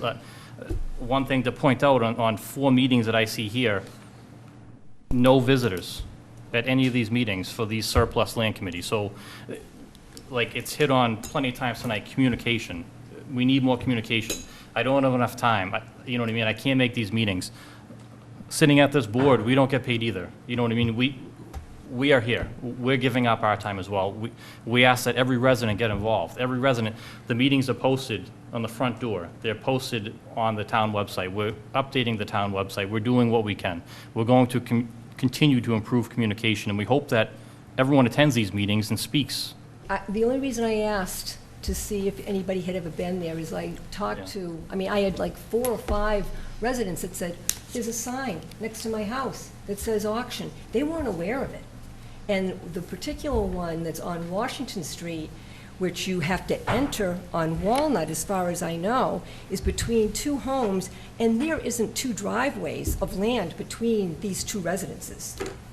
So they're gonna have to come forward, they're gonna have to get a variance. I mean, they don't have the frontage. So, again, that's one that needs to be revisited. I mean, nothing can be done, and I know it's buyer beware, but I just think things need to be looked at again. So the parcels that they had mentioned, and I would speak for 0 Washington Street with the very small piece of frontage on Washington. Thank you. Welcome. Just for your consideration. Thank you. So with this, again, this was just a request for the Friends of Abington Commission to Conservation to come on and speak. We don't have to take action if you don't want to. If we want to take action, any of the board members, I'll entertain a motion. I think we've heard plenty tonight. We also got to look at the fact that we have had a surplus land committee with residents that were appointed that went through the things that were mentioned tonight. The auction is tomorrow. Scott, if it's even feasible to remove something, what would be the cost or the ramifications for the town, I guess, on this? I have no idea, other than, at the very least, whatever spent expenses that the auctioneer had on advertising, and we have legal fees, that were part of this as far as purchase and sale agreements and review of documents, review of title. Again, this is something that Treasurer Collector's been working on well before my time here. So this isn't something they just started. Was there any repercussions of when we pulled 0 Crescent Street? Any fees? Chestnut? Oh, Chestnut, I'm sorry. No, because we did that quite a while back, and it was added. This wasn't one of their original parcels, so there was none. But there will be. There's no doubt if you start pulling more out tonight, but. And keep in mind, as we heard from Mr. Coyle, 218 properties that they got down to 55. That we're talking, it's strictly surplus properties. 218 got whittled down to 55, and they whittled down a list of 20, which is further whittled down to a list of 15 that, well, it was 16 and one. It's 13. And it's 13, okay, so How 13 many- properties. How many of the 13 right now are actually developed as we're sitting here? Because I Main know Street? that's one issue we're definitely hearing in town a lot from people. It's like, we have empty space, empty buildings, and we're gonna take away conservation land to build and add more empty space. So, I mean, most of these are in Especially when we neighborhoods, have, so. the water ban I'm not on right now. following them. Is this really feasible? What's that? I'm not following your. Yeah, I'm not following you. What do you mean? So one of the properties has a structure on it, if Okay, that's what you mean. that's what I mean, like, Yeah. what But- actually has something there already? Yeah, now, Alex. Just the one, isn't it? Yeah, just And again, Bandstand. the structure on it, but you also got to remember that most of these are in neighborhoods, so they're, like we talked about the Woodsdale School, the Oh, I the know. small, Oh, absolutely. 20-foot section of land to, next to the driveway to the Woodsdale School. So a lot of these are in neighborhoods as well, if that's what you're getting at as far as like developed, that Yeah, that's actual what- land is that's not what I was developed, but meaning. What around it actually is. has structures there already? Yeah, Yeah, yeah. just one of them. I mean, it said, yeah, most of these were just, people stop paying their taxes on their property. All right, with that being said, Mr. Chairman, I will make a motion that we remove 0 Rockland Street, 0 Oakland Street, and 0 Washington Street, Walnut Street, from the auction to be held tomorrow, Tuesday, August 10th, 2021. So 0 Rockland Street, 0 Oakland Street, and 0 Washington Street. Is that correct? Correct, Mr. Chairman. Okay, hearing a motion, is there a second on that motion?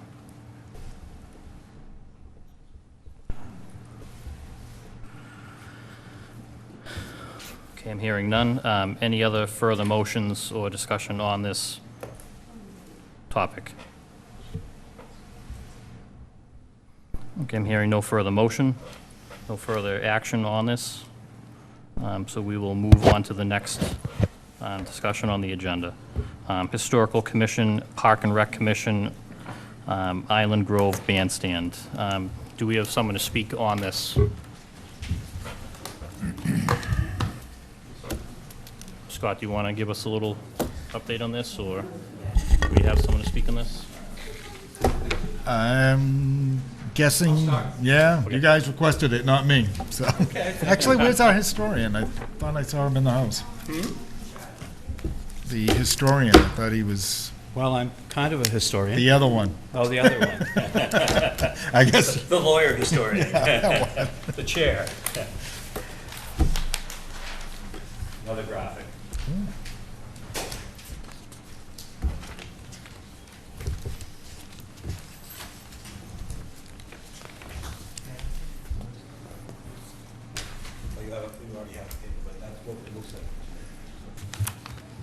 Yeah, we have a picture, right? Do we have it in here?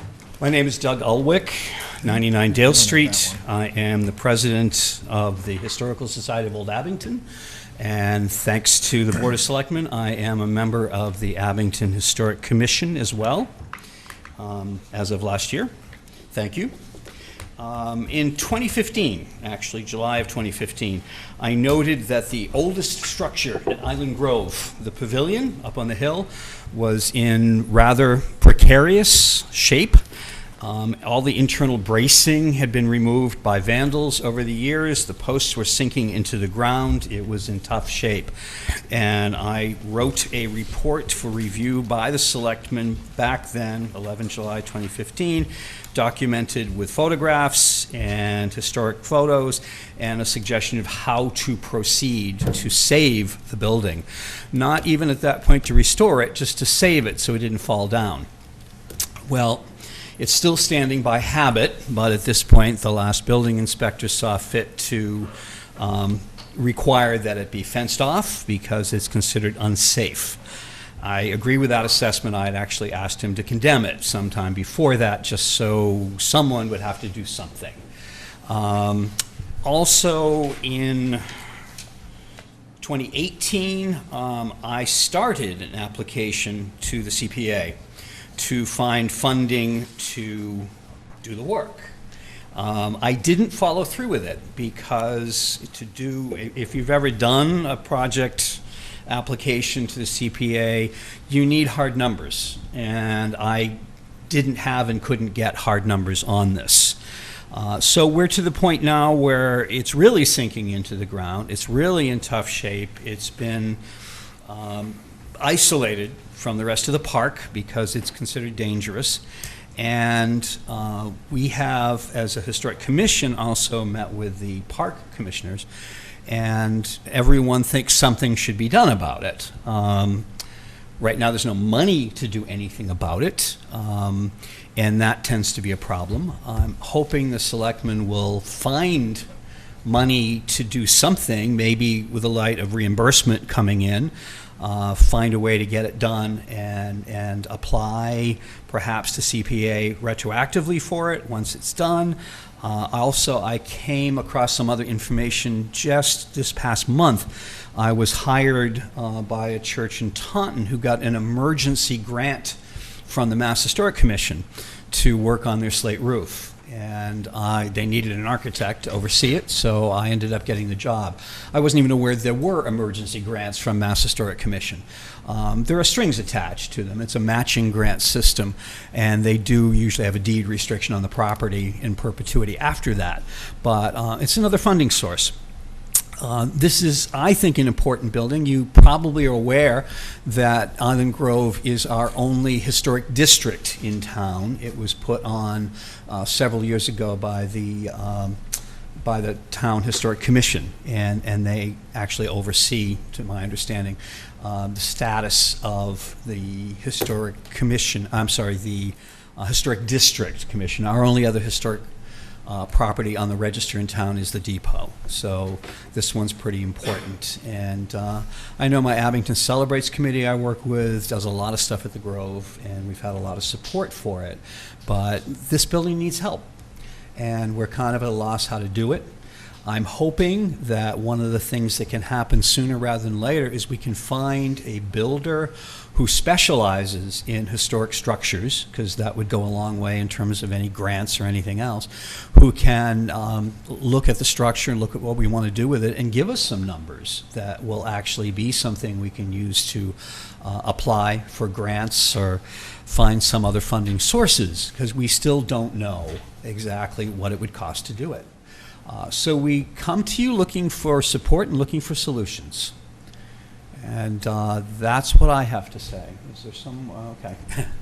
Ken, I think, has something to say as well. I'm just going to add just real quick. At our last meeting, and I will admit that the Historical Commission was kind of on a hiatus, and I mean, we dropped the ball on this. We probably should have done this a long time ago. But at our last meeting, members of the Park and Rec Commission came to our meeting, and with the concern from John Stone and with the kids up there at the pool, that this building, something needs to be done. They put the temporary fence up there, but of course that's already fallen down. We're just hoping that, and I came up with this bright idea. And of course, we're on the agenda after you guys are ready to go home. I don't blame you, but we need help. Maybe help with helping us get a grant writer. Help to at least shore it up so it makes it through. Because if we apply, well, I shouldn't say it, when we apply to the CPA for funds, I think the earliest we would be able to get it is a year from now in July. Yeah.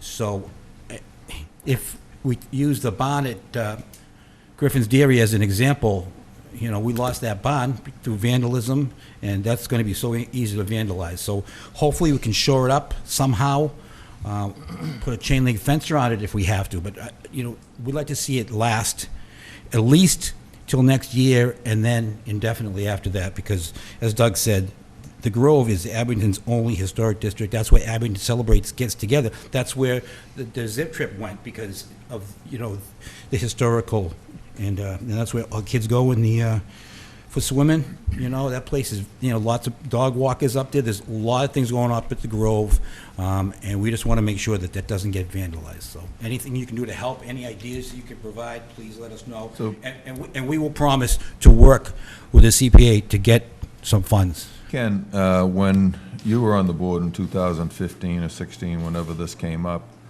we set up a fund. Is there any money in that fund? I'm honestly not sure. I don't think it got a lot of donations, but we also didn't push it either. But There was a gift account established. Right. There may have been some minor contributions to it, but no, there's no significant no funding. town that I'm funding. aware It of. was just donations. No, it was no town funding. It was a gift account. And we will publicize that too. And I will tell you, the Historical Commission has been rejuvenated. Aaron Christian is our newest member, and Dennis Bergen was here earlier tonight. So we intend to really push and get these things done. But this is our priority, and we don't know if it's going to last for a year. Well, I think before we take any action, we need to know what it would cost to shore it up temporarily, what it would cost to fence it, and what it would cost to repair it before we can even discuss it, really. So this fencing around it is not sufficient. I mean, Right. my worry with this thing is that it's not vandalism, that it's going to collapse on someone, that it's going to injure, it's going to kill somebody. And that's why the parking rec came to us, because they were concerned about that also. I mean, it's dangerous, especially with kids and everything else up there. I'm assuming because of the historical nature, we can't just take it down and start over. Is that correct? Correct. All right. So it's a matter of shoring it up and then. Is this structure actually registered? What's that? It's in the district, so it falls in it, basically? Anything in the park Okay. is in the district. So you can't Speaking to Mr. Bezanson's remark, sure, we need to get a price. I think the town should get a price. We need to find a contractor. I think the town should be involved in that, not just Who us. in the town? Me and Beats the heck Kelly out will of do me. it. Huh? Me and Kelly will do it. So, But I mean, we Kelly does need to nothing all locate day. someone who's qualified to work on a building like this to give us a price. So But that could cost money, and again, we don't have that. There's procurement people out there, maybe they can help. So Scott, this would have to, would this have to go to bid to get someone in here to look at it? I mean, this is a very unique property that someone would have to look at. I'm sure I can get somebody to come in and take a look at it, to shore it up, give us a price for that. To find somebody else who's a craftsman, who, depending on what level of, they want to bring this back to, that may be a little more difficult. To get the prices, there's no cost to that. But when we do get the prices, then we have to decide where the money's coming from. How much, so, help me out here on this. I mean, the roof can't be from 1893, but, I mean, this, if we redo this, it seems like most of it's gonna be brand new. It's not gonna be theoretically historic. Yeah, what are we saving? But what is I mean, it looks like 90% of it's gonna have to be replaced. Most of the structure of the roof and the roof frame that's out there, yeah, it does frankly date to 1893. The posts have been repaired a bit over the years. The last major effort done to it, we believe, was by South Shore Votech in the 1980s. Okay. And they put the plywood in for the arches, which that's not original. They didn't have plywood in 1893. But and the roofing material is asphalt shingles, which again it would have been wood shingles. But the frame is there, the perimeter frame, the rafters, a lot of the planking for the roof. We think is original, yeah. So, and then everything that would be done to this, it would be whatever was used originally within reason? Like you say, going back to wood Yeah, I mean, one of the shingles hardest things to find, you can see in this photograph, is the 8-cedar posts, which they bought for $200 or something. They're 8-inch red cedar, 12-foot long posts with the branches still attached. You can't go to Cape Cod Lumber and buy that. No, I mean, it's a special item. So again, it makes it hard to tie down numbers on something like this. But that's how you do it right. And as long as we're going to do it, we should do it right. Somehow supporting it on lolly columns and, no, just. The easy way is to tear it down. Yeah. But the history's gone. You can build one that look like it, but we would like to somehow restore it. I mean, it's gonna cost a lot of money. It's gonna cost grants. We're gonna apply for grants with the Historical Commission, and we're gonna do a complete thing through the CPA to try to get the funds. But until then, we're just worried that it will be a waste. And we have a budget of $300 a year, so I would, make a motion that we, as a Historical Commission, donate that to the cause. And other than preserving it, what's the vision for it to be used down the road? I mean, would it be able to incorporate events? Up until this year, for the Abington Celebrates weekend, we had the historical Civil War band playing under it. It was great. We had lanterns there, and it was really lit up. But kids go up there and use it. You can picnic. If it's raining out, you can go up there and have a picnic. I mean, it's not really. It's more about bringing the area back to its roots. We paid a lot of money to fix the abolitionist stone. With this money that we're searching to fix the railings of the bridge. We want and we did all the arch. A lot of money. I think the town for its 300. We gave that to. We went up to town meeting and asked for funds. It was matching funds as a town's birthday present to itself, and they bought in on that. So it may require something like that. with CPA funds, depending upon if they don't have enough, or if we have to do a matching grant. But Historical Commission does have money, and I will take blame, partial blame, because the Historical Commission really hasn't met for a while, and that, I think we dropped the ball, because we could have had money this July if we really pushed it to a CPA. And Doug spoke about CPA, and I talked about this when I was on the board side.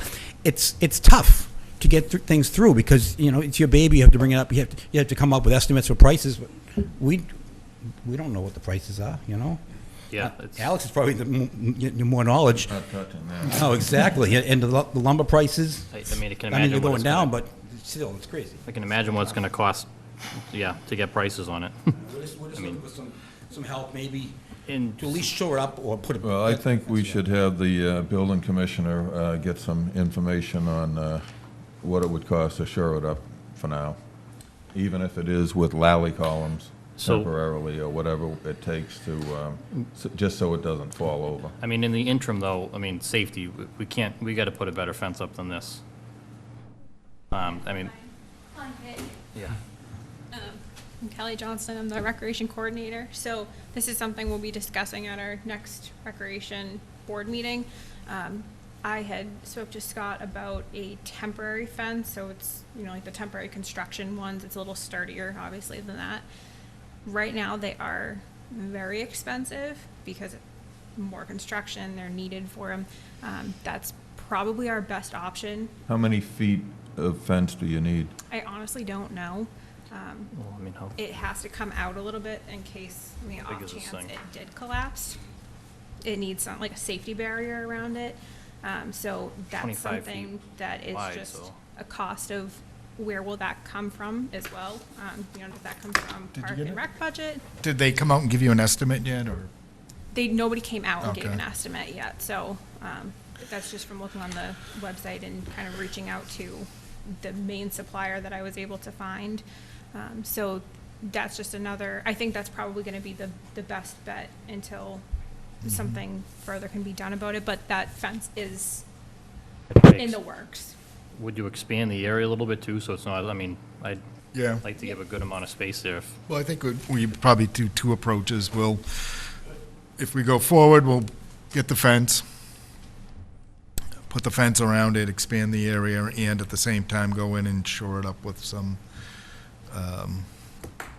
A-frames or whatever, just to try and keep it from falling. Can I just ask if the town has a grant writer that maybe that we could use, or I don't know if you have someone. Taking on that role, Scott? We don't have a grant writer. Would have been great if you guys had one when I got here. Would have appreciated that, but you don't. Yeah, I voted for one, but the other members shot me down. No, I'm kidding. But no, actually, Liz has been really good working with us to try and find different grants. So next week I'll talk with her. We'll look around. Yeah, we'll find them if we can find them. If you know of any, Doug, if you know We'll go of on the any, Mass Historical forward it and- over to and me. look too. We'll do whatever we can to pursue any grants that And we this can is get. not only, this is a national historic site, so that opens up the possibility of other grants. And we'll do there our has to due be diligence and grants. look ourselves now. Especially that, it has to be.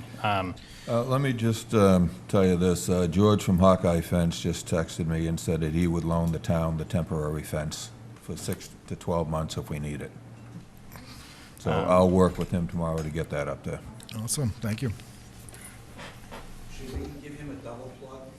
George? Yes. Thank you, George from Hawkeye Fence. Phone number? Thank you.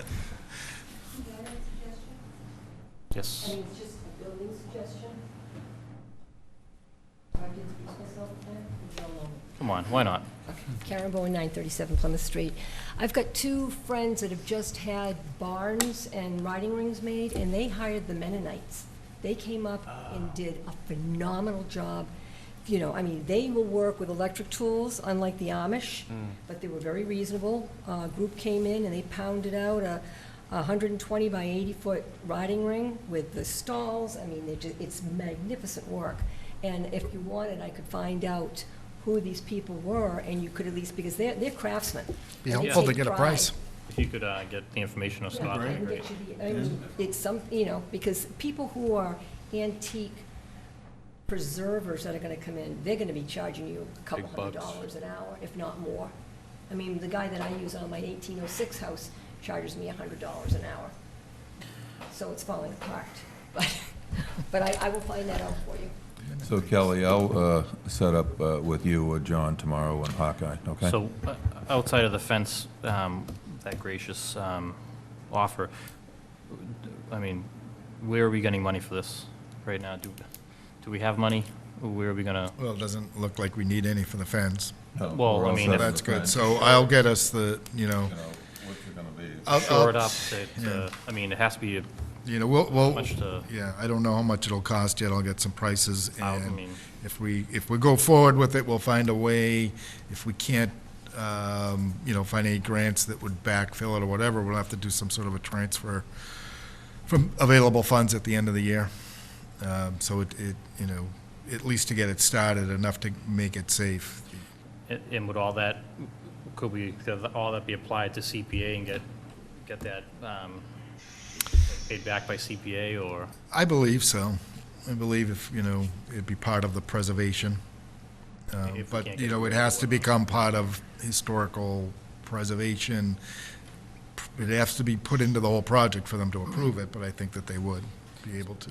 So do we need anything further from the historical side on this moving forward? Is there any sort of paperwork or inspections we need outside of it, the park being? In a district? I'll tell you if, I'm not saying it, but there's a lumber company in town that would probably donate the lumber to shore that up.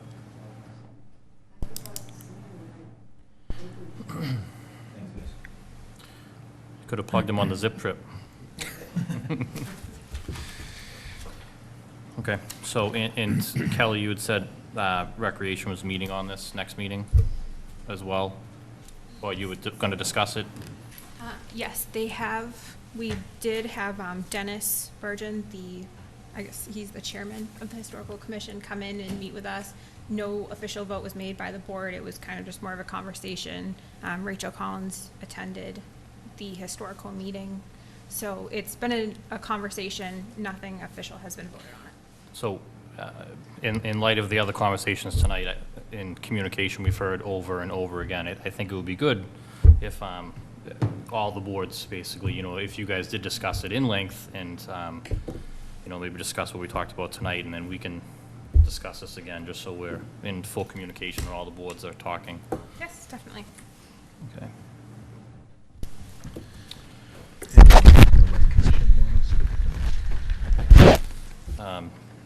Do you want to get up and speak? Recreation Commission? No? Okay. Husband of Recreation Commission want to speak? Okay. All right, so.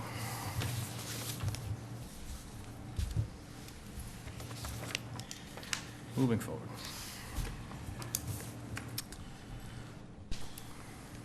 All right, so next up is discussion and makeup and role of Open Space Committee. Again, what we kind of talked about earlier is if we do this, the charge of the committee, how many members we do want on the committee, terms, do we want to have, offsetting terms? Is this a temporary committee? Do we want to make this a permanent committee? I actually thought it was a permanent committee, because the, As surplus? no, the open space. Okay. Years ago, when I was on Conservation, it just so happens that all 7 members of the Conservation Commission were also on the Open Space Committee. And although we didn't meet much back then, because we were all on the Conservation, so we're kind of overlapped. But I think 5 members with staggered terms, probably, if we're going to appoint. Like 3 and 2-year terms, so they're overlapping? Yeah, if we're going to appoint, are we planning on appointing this on the 30th when we do everything else? I think we could. I mean, Yeah. just by the audience tonight, we had a ton of interest, so I'd imagine we're going to get a lot of Yeah, so I think we'll applications. get that, so. I've gotten several requests. to Already, be so, honest, yeah. so I think, we'll do 3 for a 3-year term, and, well. And 2 at a 2-year term? Should we do 1, 2, and 3? Maybe do that, yeah. Yeah, 1 for 1 year, 2 for 2 years and 2 for 3 years? 1, That 2, way, 3. every year, there's somebody reappointed? Yeah, that's true, there's always, yeah, just like, That's just just like our like all board. the other boards are. Every year, there is somebody up for reappointment. So do a 5-person committee, 2 year? So, yep, and 2 or 3 year. 2 3 years. No, yeah, 2 3 years, 2 2 years, and 1 1 year. Okay. Sure. Just like when the president gets elected, he doesn't begin the swing of things for the first 2 years. Well, this is just to get the board going. This is going to be an ongoing board. Okay, so it's not going to be a board that, I mean, 'cause it meets once a month, and the person's only there for 1 year. No, I understand, but we just want it so, Want it? you know, 5 years from now, we don't have to replace the entire board again. So we have someone on there that knows what they're doing if someone drops off, you know? So we stagger the terms, just like all of our terms, conservation, everything. You don't wipe out the entire Conservation Commission in 1 year. So that's why I'd like to do it 1, 2, and 3 years. So every year, we're appointing somebody to that, or reappointing someone to it. So if the person that was on it for 1 year was really active and did a good job, then We would probably reappoint them again next year. 1 year's not enough time to get. No, it isn't. But in order to set up the committee, I think that's how we have to do it. And then they're all 3-year terms. after. And they're all 3-year terms after that, yes. Yeah. I mean, we could appoint the entire committee for 3 years initially and then start the process, and, I mean, if we really wanted to get into it, but, I mean, I don't think we need to. I think we just appoint, like you said. And I Go think from we there. keep it as a permanent committee as of now. Yeah. You know, they might only meet once a month, they might meet 6 times a year. They might not need to meet every month. It'd be up to the committee to figure that Yeah, out. that's up for them to figure it out. It's not like people are gonna be filing with them like they do with conservation, zoning, or planning board. So, do we want to look at, like, a representative from Conservation, from Recreation, and Alex Hagerty from this board as representatives on that board? I don't know Well, if that's Three, that's 3 members already. I would like to, I think- look I'm at just the saying, applications we and- heard tonight about communication, that's all. No, Just but that I do believe, puts it right into perspective. you know, you had talked and we had touched on this quite some time back of appointing liaisons to certain committees, and this is a perfect opportunity to have a liaison to that committee. Yeah, and I say that as liaisons, not as members of the committee. Right. Correct. Yeah, and I think that's something we need to discuss maybe in September or something, liaisons for Yeah. all these boards, which will tie in with our communication and website and better information for everybody. Okay. So permanent committee as well. And then as far as the charge of the committee, So there's an open space plan, there's a master plan, so to review and to, I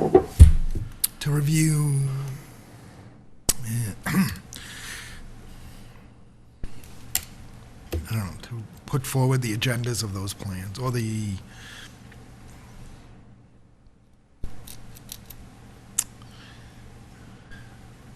Alex Hagerty, what do you think? The charge of the committee, you're pretty good with words here. What do you think the charge should be? If we want to listen to a half hour. For, to follow through with the mission of the open space plan and the master plan. Yeah. They work together, and so I think it's someone to coordinate that with. I have no problem. If you are putting me up for it, sure. So, as I was saying,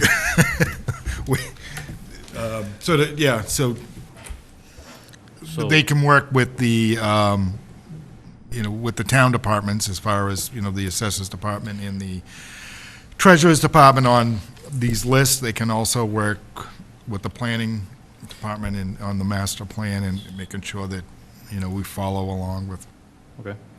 So almost kind of mimic the this, recommendations, yeah. The committee is expected to work with the town financial officers, department heads, other appropriate boards and committees in researching the needs of town agencies' legal and operational requirements. So, I mean, we can, Yeah, and I think it'd be nice if they, we probably could have them, they won't have to meet that often, but if they were to provide an annual report to the town meeting or, for the town meeting, for the Right. town report, just stating, if there is any parcels that have been identified or any properties that have been identified, that follow along with the master plan and with the open space plan. If it's something that we have to acquire, then they should meet with the community preservation. If it's something that we already own and we want to turn it into conservation, then they should meet with the Conservation Commission and ask them to take it. Okay. But again, I don't think, what we don't want is for them to just go down the list and say every piece of property that gets taken by tax title should necessarily be preserved. I think it has to have, really some have to characteristics look at it. that are, Exactly. that are unique or that make it, and I think that committee, probably along with the open space plan and the master plan, can come up with those sort of guidelines and present them to us. to present it to the board or present it at town meeting, right, for a, Probably to the board, yeah, I think. I mean, then, But the annual report, we'll get something in the annual report. okay. Want to jump up?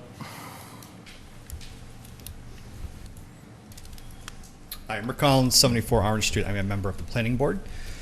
I've been very excited to see people have a renewed interest in the 2019 master plan because we worked very hard to get that done, so I'm glad everybody has now read it. I would encourage both the members of this board as well as members of the committee you put together to also read the 2014 Open Space and Recreation Commission Plan. It's 118 pages, but it goes by very fast. And we are going to have to update it probably in about 3 years. We usually do it in about a 10-year cycle. We update it. The But- open space plan. The open space plan, correct. Perfect. Good. What is interesting about it, though, is that it goes through and lists every piece of open space and recreational space in town. And it characterizes it, gives a description, and then offers recommendations on what the town should do to make it better for the residents. There is literally a step-by-step list of what the town should be doing to help these parcels, and to my knowledge, nothing has been done on any of them. For instance, taking Blueberry Hill, making it accessible to residents, which has not been done. Right now, it's just a landlocked parcel that you have to tramp through all sorts of thickets and swamp land to get to. Or the conservation land off Washington Street. Again, people don't know it's there. But I think it's a great idea. What they should be doing is to go through this list that's already in this report and saying, this is what we can do year after year, step by step, using CPA money or any other grant opportunities to take all this land the town owns, which is hundreds of acres of land all across the town, and figure out ways to make it better for residents. And that includes Lather Field, Green Street Field, Arnold Park, all of which are in desperate need of some improvement. So I think it's great this committee is being done. I think the open space plan is a great place to start, and I can't wait to see what they come up with. So this goes to the ball field and stuff like you and I have talked about before. We need all of them assessed and what needs to be done, and a plan put together on what it's gonna cost on that. And, we had talked before about maybe borrowing the money and using CPA money to pay it back or whatever. But that's what this open space committee needs to do. Actually get out there and get prices on what needs to be done and what we can do and what we have to hire people to do, and get a full list together for us. One of my hopes is this also helps inform the capital planning committee. And I think it's awesome that we've been putting this together, and it's been such a great way to look at what all our needs are. Right now, it's very vehicle heavy, and there's nothing planned for how are we going to improve Ladler Field so it's actually usable, or the baseball field out behind the Woodsdale School, which is unusable until August usually, or any of these other, the gazebo or Island Grove, the pool.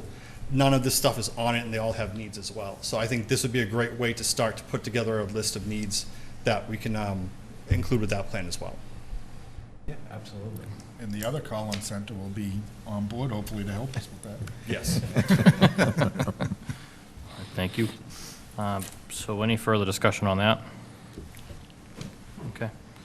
And that's why they're gonna need to be a permanent committee. Yeah. Yep. Yep.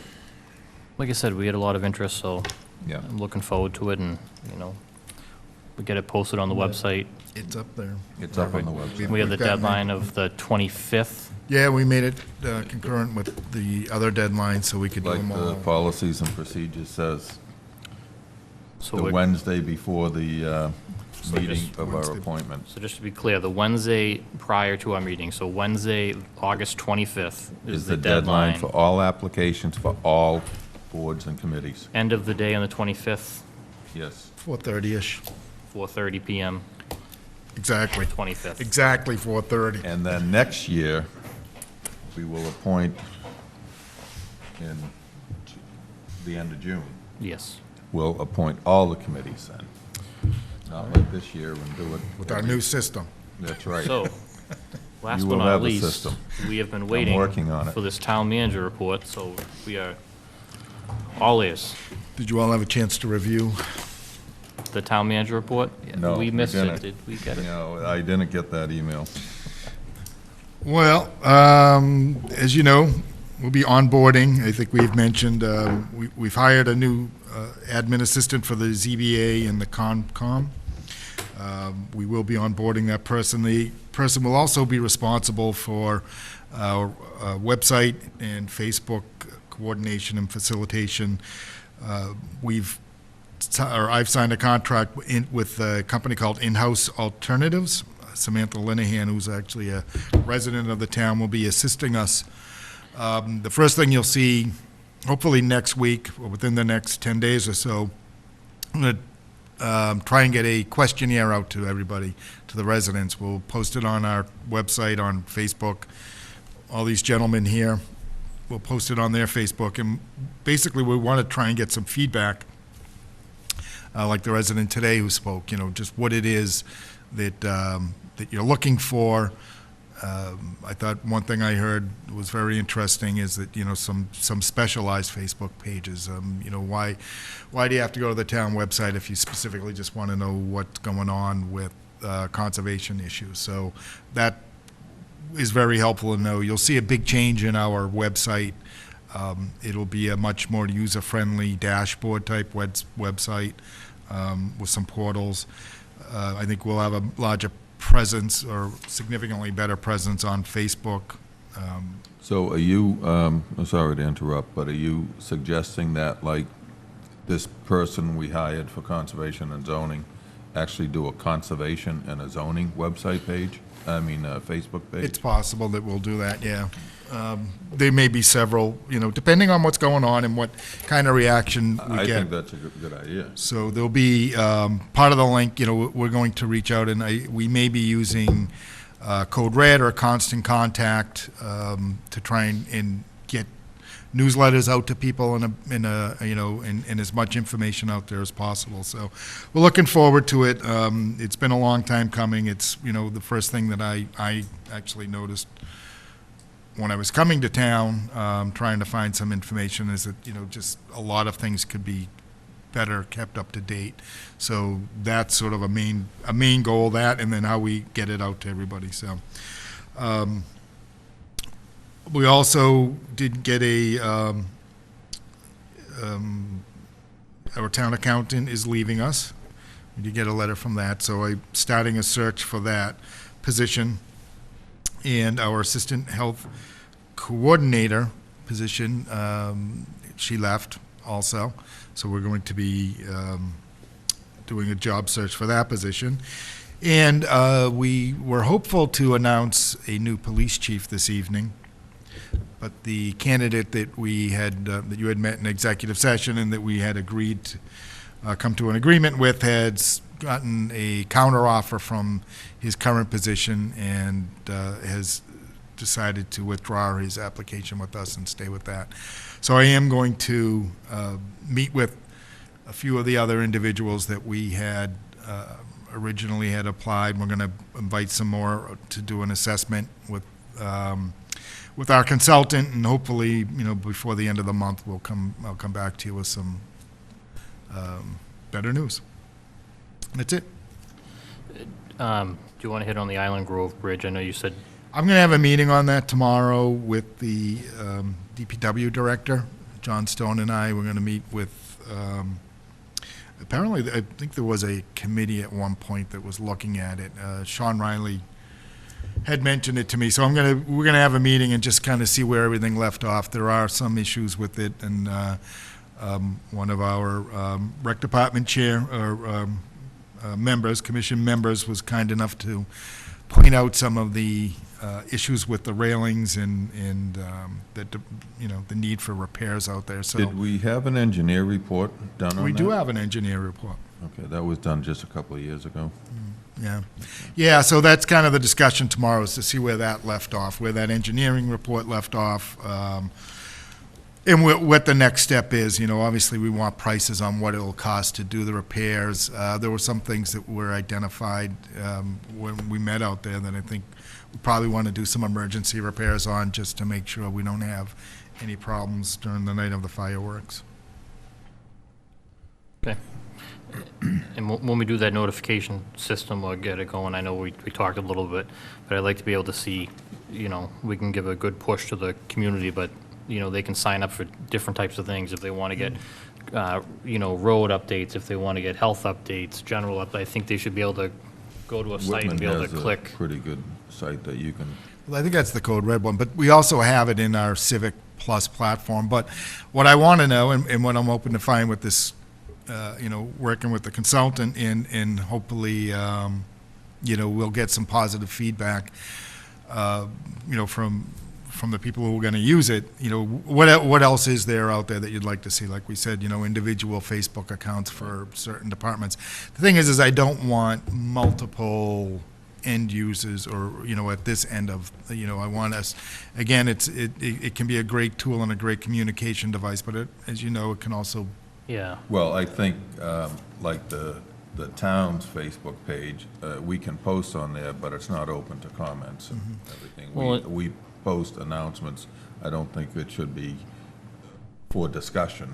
And then when we get to that, the website update, I mean, a lot of the departments, I think, some departments put their own information in, some didn't, so, I mean, This will centralize that to make sure that it is getting done, that, your most up-to-date agendas are on there, your most up-to-date minutes are up. It'll have a much more user-friendly appearance. And the plan is actually I'm going to have in-house alternatives, Samantha, come in here and meet with this board sometime in September and give you an overview of what our sort of big master plan on this is. Awesome. Right. So it's been a long time coming, but we'll finally start to see some of the things. It's been that years we've been coming. doing. I've only been here for a little over. Not you, but it's been years, believe me. Put a pizza recipe and a demo up on the website? It's coming. Okay. It's coming. All right. Nothing further. Nothing from me. All right, I'll entertain a motion to adjourn. I'll make a motion to adjourn. Second. All right. Any further discussion? All in favor? Aye. Aye. Opposed? All right, we're adjourned. Thanks, Kelly.